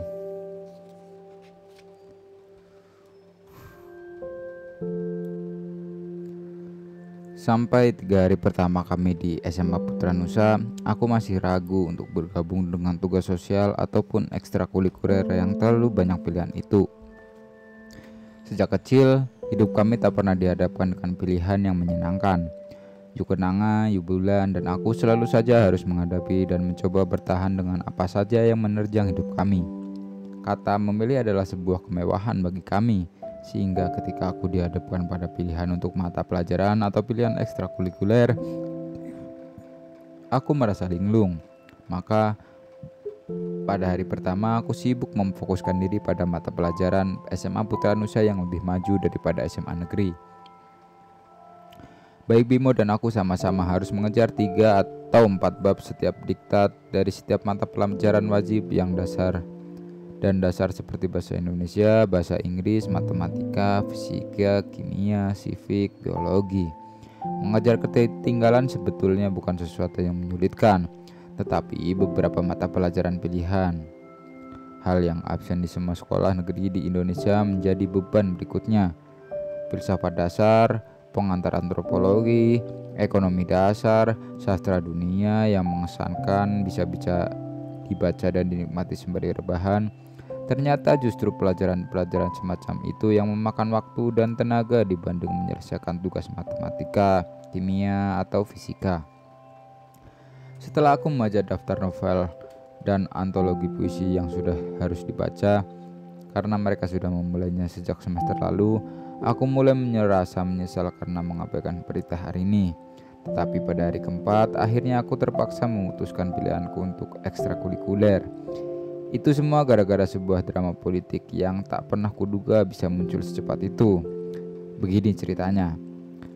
Hari pertama hanya diisi upacara perkenalan, dan Bimo dan aku di kelas 2A yang penuh basa-basi dan senyum kawat. Maklum, Yukunanga sudah mengingatkan bahwa aku harus tersenyum dan menunjukkan rasa syukur bahwa kami sudah diterima di sekolah tersebut. Bisa dibayangkan, jam-jam pertama kami adalah salah satu siksaan terberat. Bimo, meski pemalu, bisa memperlihatkan keramahan yang tulus, menunjukkan dirinya sebagai manusia sosial yang mampu berkawan dengan siapa saja. Adalah Amelia, si ketua kelas, yang menunjuk tempat duduk kami berdua di tengah-tengah kelas. Semoga murid di belakangku tidak mengganggu dengan tubuhku yang menjulang. Sementara Bimo dan aku baru duduk, Amelia sudah menggedor-gedorku karena aku belum mengembalikan 2 formulir itu. Kenapa aku bukan di belakang, Mel? Kasihan nanti aku menutupi murid-murid yang duduk di belakangku. Aku menebar pandangan ke seluruh ruangan. Seluruh murid kelas 2A yang sudah datang dan berkeliaran di kelas kini tengah mengamati kehadiran Bimo dan aku secara bergantian. Amelia menghampiriku. Aku mengira kamu bakal sigap mengisi formulir dan sudah tahu apa keinginanmu, katanya mengabaikan pertanyaanku. Yang duduk di belakangku sama tingginya denganmu. Winda Lipstick tak akan keberatan sama sekali. No worries. Winda Lipstick itu merek kosmetik. Bimo berbisik menatap Amelia dengan lucu. Amelia tertawa terkekeh-kekeh. Nanti aku perkenalkan Winda Lipstick pada kalian. Yang penting isilah formulirmu, Alam. Bimo sudah menyerahkan padaku. Bergabung dengan pencatat sejarah ya bersamaku dan Bimo. Ya. Aku menggeleng dan menyampaikan aku harus berpikir agak lama dan serius untuk memilih kedua kegiatan itu. Dengan jengkel, Amelia meyakinkan bahwa kegiatan ekstrakurikuler baru saja berubah jika tak cocok. Aku masih mempelajari isi kelas dan menatap papan tulis hitam licin dengan beberapa kotak kapur yang terletak di meja guru di depan. Terus terang, posisi tempat duduk kami di tengah kelas memang tetap duduk dan sempurna karena sama sekali tak ingin diperhatikan guru. Lam, kenapa sih? Kamu kekurangan orang. Nih, para pencatat sejarah asik kok. Amelia masih berjuang membujukku. Ada beberapa ekstrakurikuler yang akan dihapus karena peminatnya selalu sedikit. Makanya ini darurat. Kamu harus ikut, kata Amelia yang semakin lama semakin mirip Yukenanga. Tunggu beberapa hari, Mel. Aku tersenyum mencoba meyakinkannya. Aku janji akan memikirkannya dengan baik. Perlahan aku mengambil formulir kosong itu dari tangannya agar jangan sampai dia yang diam-diam mengisi atas namaku. Amelia menghela nafas sembari mengatakan dengan sepasang mata sebagus milikku, siapa yang bisa menolak? Aku kasih waktu seminggu. Pada saat itulah seorang murid perempuan bertubuh tinggi, berambut panjang sebahu dengan bibir mengenakan lipstik. Baru kali ini aku bertemu seorang murid yang mengenakan kosmetik ke sekolah tanpa persoalan. Dia mengenakan kemeja berwarna merah dengan jaket denim pudar berpapasan dengan celana jeans. Dengan dandanan seperti itu mungkin aku akan menyangka dia adalah mahasiswa semester 4. Vin, sini. Amelia melambaikan tangannya. Dia menghampiri Amelia sambil melirik padaku. Meski aku tak pernah tertarik pada perempuan cantik yang terlalu bersinar seperti dia, harus kuakui ada sesuatu yang magnetis dari dirinya. Dengan gaya seorang bos, Amelia memperkenalkan aku kepadanya. Alam, perkenalkan kawanku Winda, si ratu debat. Win, ini Alam dan Bimo, anak baru. Winda dengan bibir yang merah muda, nyaris tak terlihat bahwa bibirnya diusap gincu, tersenyum menatapku dari atas ke bawah. Ini anak barunya, katanya dengan suara berat seperti suara Emilia Contessa. Winda ini Lam, jago berkilah, makanya belum ada satupun guru yang mampu membuat dia menghapus gincu di bibirnya karena selalu kalah debat. Win, ini Alam dan Bimo, pindahan baru. Winda menyodorkan tangannya yang panjang dengan jari-jari yang langsing. Seketika aku mencium aroma segar dari tubuhnya yang begitu saja mendekatiku. Aku menyodorkan tanganku agar acara perkenalan ini segera selesai. Namaku Alam, ini Bimo, kataku sambil menunjuk ke arah Bimo yang masih ternganga melihat seorang remaja perempuan berusia setinggi dan secantik Winda. Bimo segera menyodorkan tangannya dan langsung disambut Winda. Winda kemudian duduk di belakangku, bergerombol dengan Amelia dan Susan, teman sebangku Winda, sementara aku merasa seluruh mata yang diam-diam melirik pada kehadiran kami sudah mulai tak peduli dan asik dengan urusan masing-masing. Namun aku merasa tatapan Arini dari bangku depan, matanya besar di balik keriwil rambutnya tampak memandangkan ketidaknyamanannya melihat interaksi antara Winda, Amelia dan aku.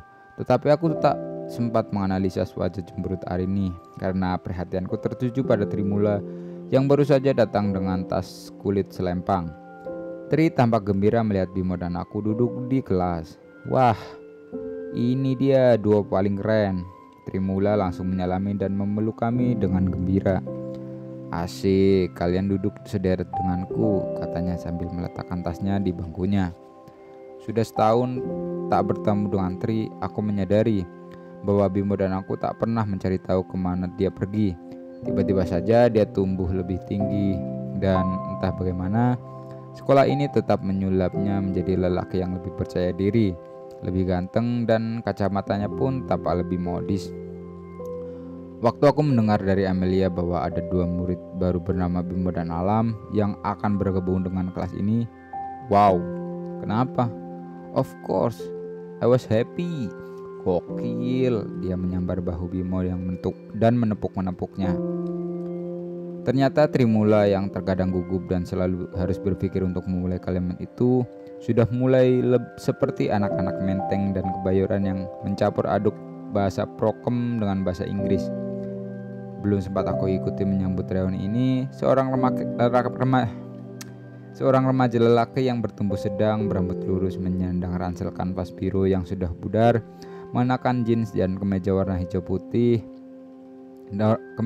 putih dan blazer berwarna biru, melangkah masuk dengan wajah acuh tak acuh. Dengan mata yang tajam, dia hanya melirik sekilas pada Tri dan Bimo yang asik berbincang. Lantas dia menghampiri meja dan kursi di sebelah Tri. Dia sebangku dengan Tri. Kemal, Tri langsung memanggilnya. Ini tetangga baru kita, Alam dan Bimo. Remaja lelaki ganteng bernama Kemal itu hanya memandang Bimo dan aku, lalu mengalihkan perhatian ke dalam tasnya.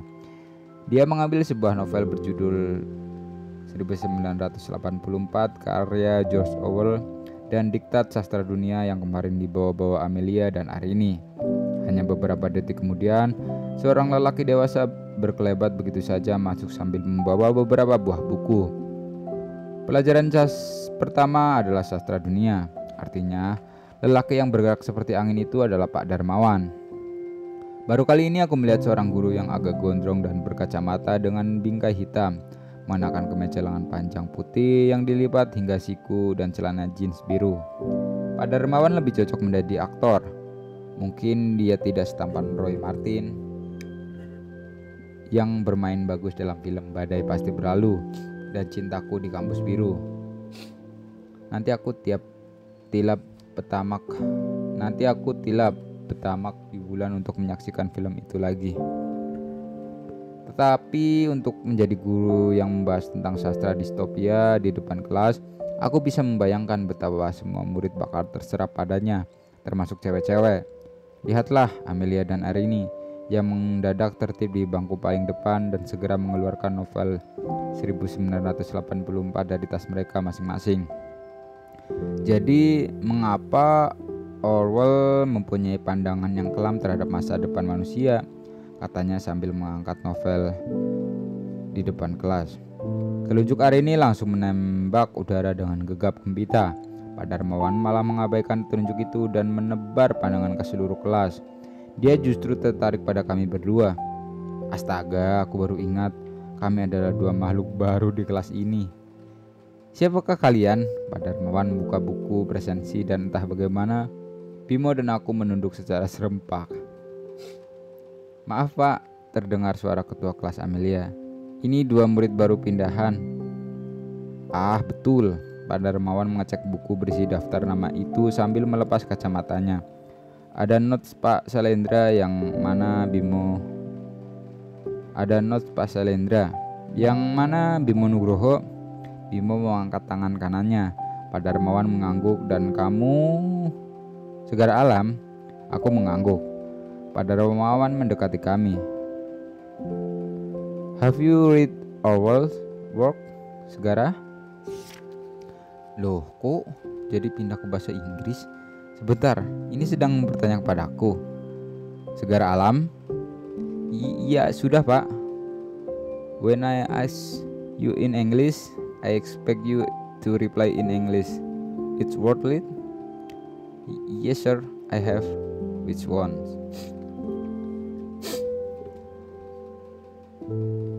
If only read 3 of his many books, sir.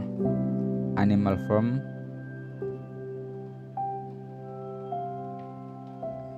and Don put in Paris and London. And I'm sorry, the other are difficult to find except NUS is library.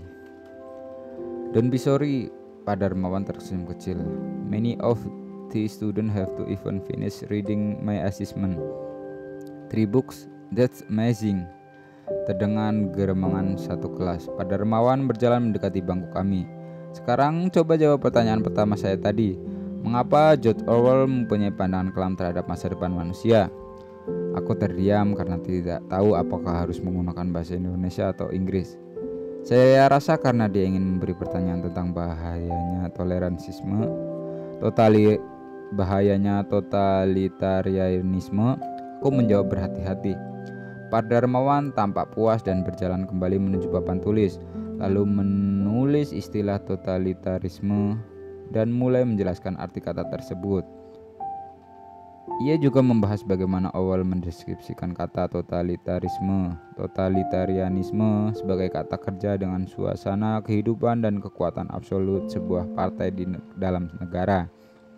Aku lega karena sekarang perhatian murid sudah kembali kepada Darmawan yang sesekali disela oleh pertanyaan Amelia yang selalu rajin mencatat, atau Arini yang lebih banyak bertanya definisi setiap kosakata yang sulit di dalam novel tersebut untuk kemudian dia catat dengan bergegas seperti tak ada hari esok.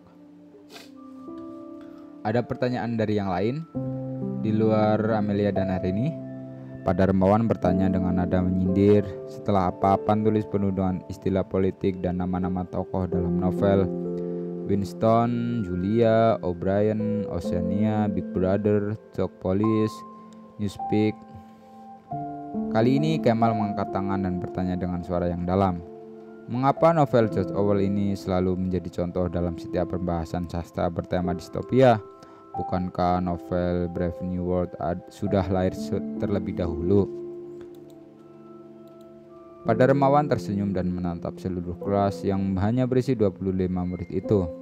Matanya kembali tertancap pada kami berdua, sementara Bimo berbisik-bisik senewan karena merasa akan menjadi target berikutnya.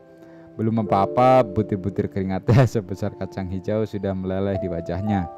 Padahal pagi itu udara Jakarta tak terlalu panas dan tak terlalu lembab. Tetapi jika mata Bimo sudah mulai berkaca-kaca saking ketakutannya, apa boleh buat? Aku mengangkat tangan. Pak Darmawan tersenyum. Segar alam. Sebetulnya novel distopia yang pertama populer adalah V karya Yevgeny Zamyatin, penulis Rusia. Novel ini baru mulai dikenal karena terjemahannya lahir di tahun 1924 dan George Orwell bahkan menulis resensi novel tersebut sekaligus mengaku kerangka novel 1984 sangat dipengaruhi oleh novel V. Sedangkan novel Brave New World, aku melirik ke arah kanan tempat duduk Kemal dan Trimula, karya Aldous Huxley, terbit 17 tahun sebelum lahirnya karya George Orwell. Kamu belum menjawab pertanyaanku. Mengapa novel 1984 selalu menjadi contoh dalam setiap pembahasan sastra bertema distopia? Kalau soal trivia sih, kita semua juga bisa. Kemal tampak jengkel dan memutar bola matanya. Suaranya yang berat itu memberi kesan dia bosan dengan penjelasanku yang panjang. Tanpa memperlihatkan emosi, aku meneruskan kalimatku. Novel 1984 jelas lebih superior dalam bahasa, diksi, metafora, dan pendalaman karakteristik dibanding Brave New World. Ketika pembaca memasuki jagat ciptaan Orwell, yaitu Oceania, kita merasakan sebuah superstate yang melalui mata dan telinga Big Brother mengawasi semua kehidupan warganya sedalam-dalamnya, hingga jiwa mereka nyaris tak tersisa. Keberhasilan karya Orwell terutama adalah karena jagat fantasi yang dibangunnya sungguh fantastis, tetapi tetap akrab, tapi menjadi sesuatu yang familiar dengan keseharian kehidupan sosial dan politik kita, bahkan di Indonesia. Aku sengaja berhenti pada kalimat itu. Aku merasa seluruh kelas mendadak sunyi tanpa bunyi bisik-bisik atau gesekan buku. Aku sedang menduga-duga apakah karena kalimat terakhirku yang membuat mereka terdiam. Ketika Kemal segera menerabas kalimatku, apa contohnya? Mengapa dunia rekaan yang dingin seperti metal itu kau anggap akrab dan familiar dengan Indonesia? Bukankah Orwell menulis itu dengan bayangan Soviet di bawah Stalin? Elemen apa yang kau anggap seperti Indonesia yang sangat anti komunis ini? Kemal bertanya seperti rentetan peluru tak ada habis-habisnya. Kini bukan hanya Kemal yang matanya seperti menghujamku, tetapi seluruh kelas dan Pak Darmawan yang melipat kedua tangan ke dadanya seperti meminta pertanggungjawaban atas kalimatku. Dengan ekor mataku, aku tahu betul Bimo menunduk sembari memegang kepalanya dengan dua tangannya sambil berbisik, "Ah alam, ini masih hari pertama." Betul, Soviet dan Stalin memang jadi inspirasi Orwell untuk menulis jagat Oceania.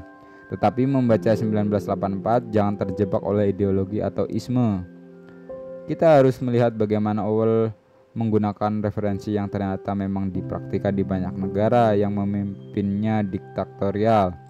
Jumlah pater sudah ditentukan, propaganda yang dijejalkan, keganasan sensor yang berlaku, manipulasi informasi hingga hal-hal keseharian yang harus dilalui oleh warganya pun diawasi dan didikte. Bahkan kehidupan sosial dan kehidupan berkeluarga penduduk juga diatur oleh negara dengan ketat. Aku mencoba mengutarakan dengan suara tenang, meski aku mulai agak menyesal mengapa aku sudah berani bacot pada jam pertamaku di sekolah yang baru ini. Tetapi rasanya mataku tak salah ketika melihat Pak Darmawan tersenyum dan melangkah kembali ke papan tulis dan memberi garis bawah pada istilah Drogpolis. Saya kira di dalam konteks Indonesia kita mengenal berbagai institusi yang berurusan dengan kehidupan kita, dari yang mempersulit berbagai hal yang dianggap akan mengganggu atau menggoyahkan status quo.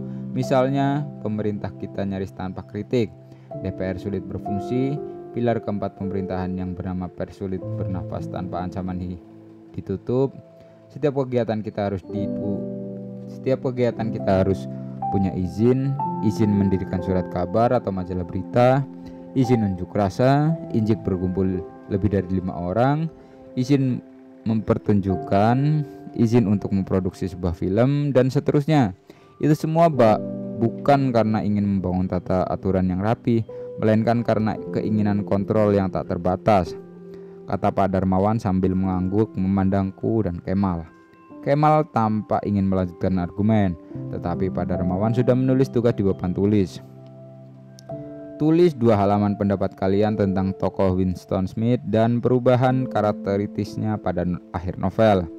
Seketika terdengar kresek-kresek sekelas mengeluarkan agenda, mencatat tugas dengan takzim. Aku tak percaya ada sekolah dengan murid yang begitu haus ilmu seperti ini. Tak perlu berpanjang-panjang, saya ingin kalian fokus saja pada Winston Smith, kata Pak Darmawan sambil berberes buku-bukunya karena bel pelajaran berikut sudah berbunyi. Ketika seisi kelas sibuk gerabak-gerubuk mencatat tugas untuk pekan depan, Pak Darmawan melambaikan tangannya kepada Bimo dan aku. Kami saling memandang dan sama-sama menyimpulkan. Dia meminta kami mengikutinya keluar kelas.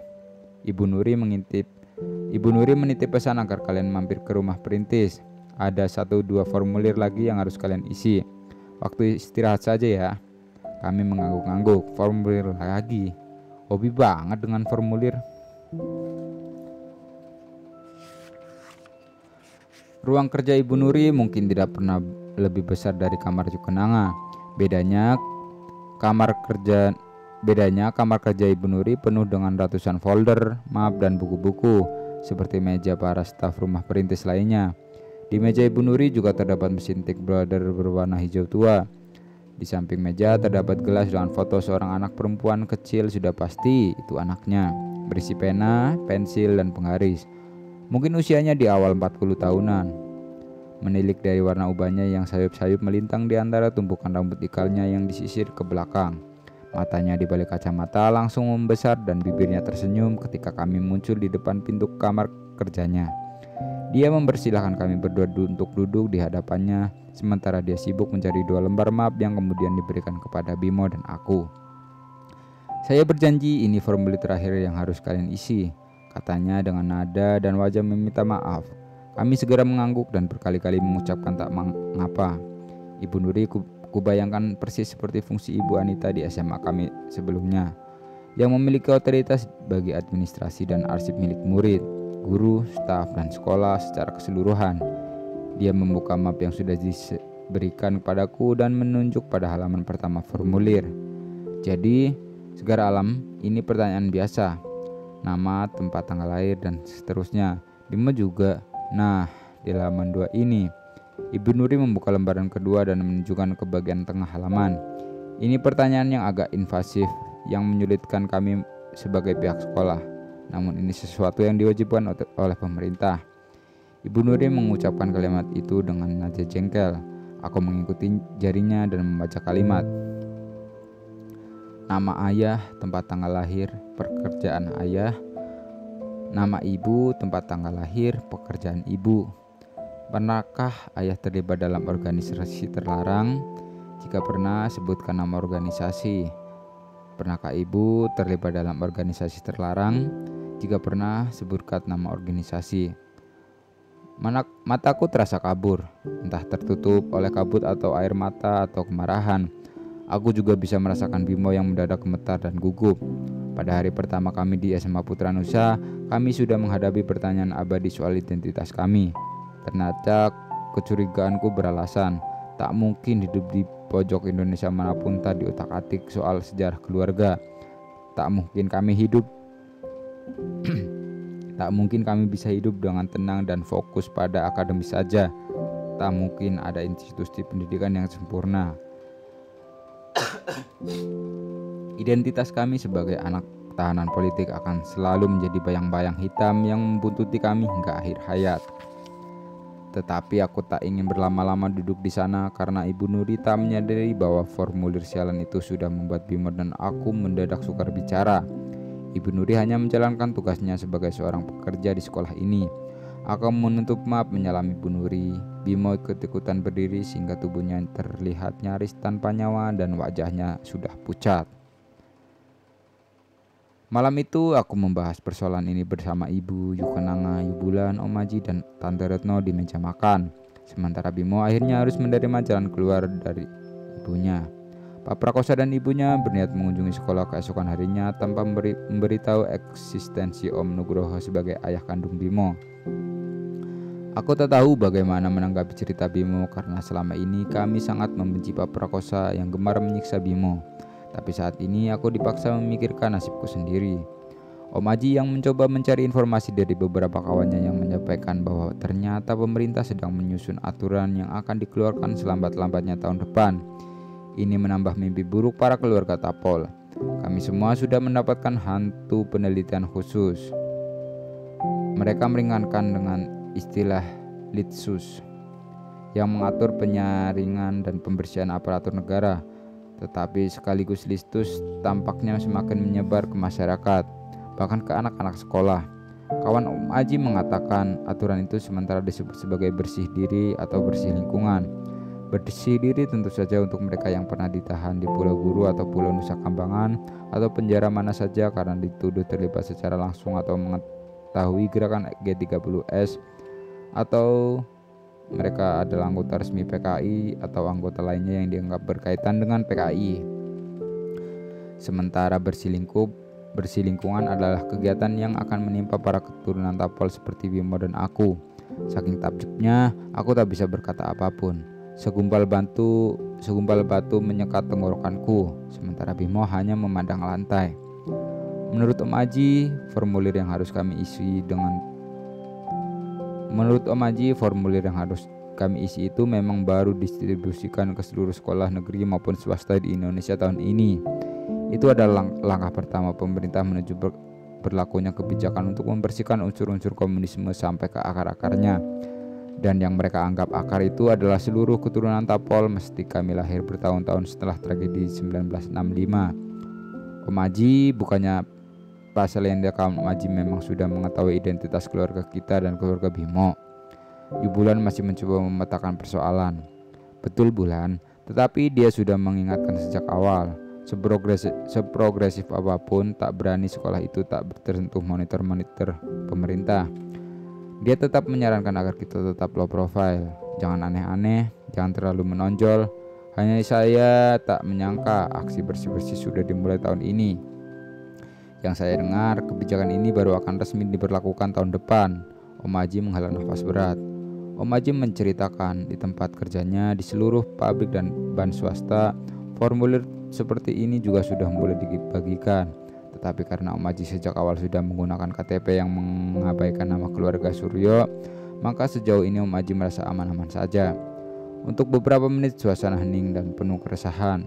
Mata ibu berkaca-kaca dan aku selalu merasa bersalah setiap kali ibu jatuh sedih. Mungkin aku tak perlu menyelesaikan SMA saja Om. Aku hampir kehilangan gairah untuk bertarung. Rasanya lebih mudah berkelahi melawan Denny daripada berperan melawan hantu yang tak jelas seperti kebijakan bersih diri dan bersih lingkungan ini. Jangan konyol, Yukenanga memotong kalimatku. Kita harus mencari solusi, jangan cepat ngambek. Enggak ngambek, hanya realistis. Aku bisa mengajar karate. Sudah bisa menyaingi gaji Yukenanga kok. Tiba-tiba saja aku ingin menyinggung Yukenanga karena merasa putus asa tak bisa marah kepada siapapun. Yukenanga tidak menanggapi sikapku yang agresif, malah Yubulan yang menyentil telingaku. Jangan seperti anak-anak kita semua duduk di sini kan ingin mencari jalan keluar. Yubulan memandang ibu tampak berpikir keras. Mas, kalau kita berterus terang akan gawatkah? Tanya ibu berhati-hati. Om Aji tampak berpikir, mereka memang orang-orang yang berpendidikan dan progresif.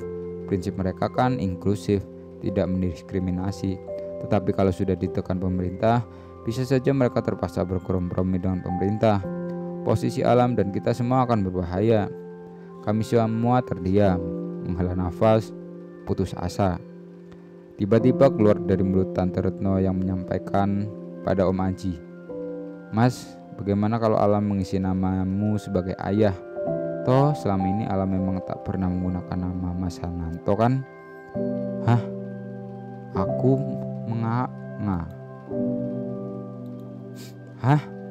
menganga. Lantas nama ibu? Tanya Yukenanga. Tante Retno memandang ibu. Ibu, ini teknik yang digunakan beberapa kawan yang dulu dipenjara di Pelatungan, menggunakan nama samaran atau nama sanak keluarga agar nama anak-anaknya bisa sekolah dengan aman, katanya. Jadi jika Mbak Surti tak keberatan, menurut saya jalan keluarnya gunakanlah nama kami sebagai orang tua alam.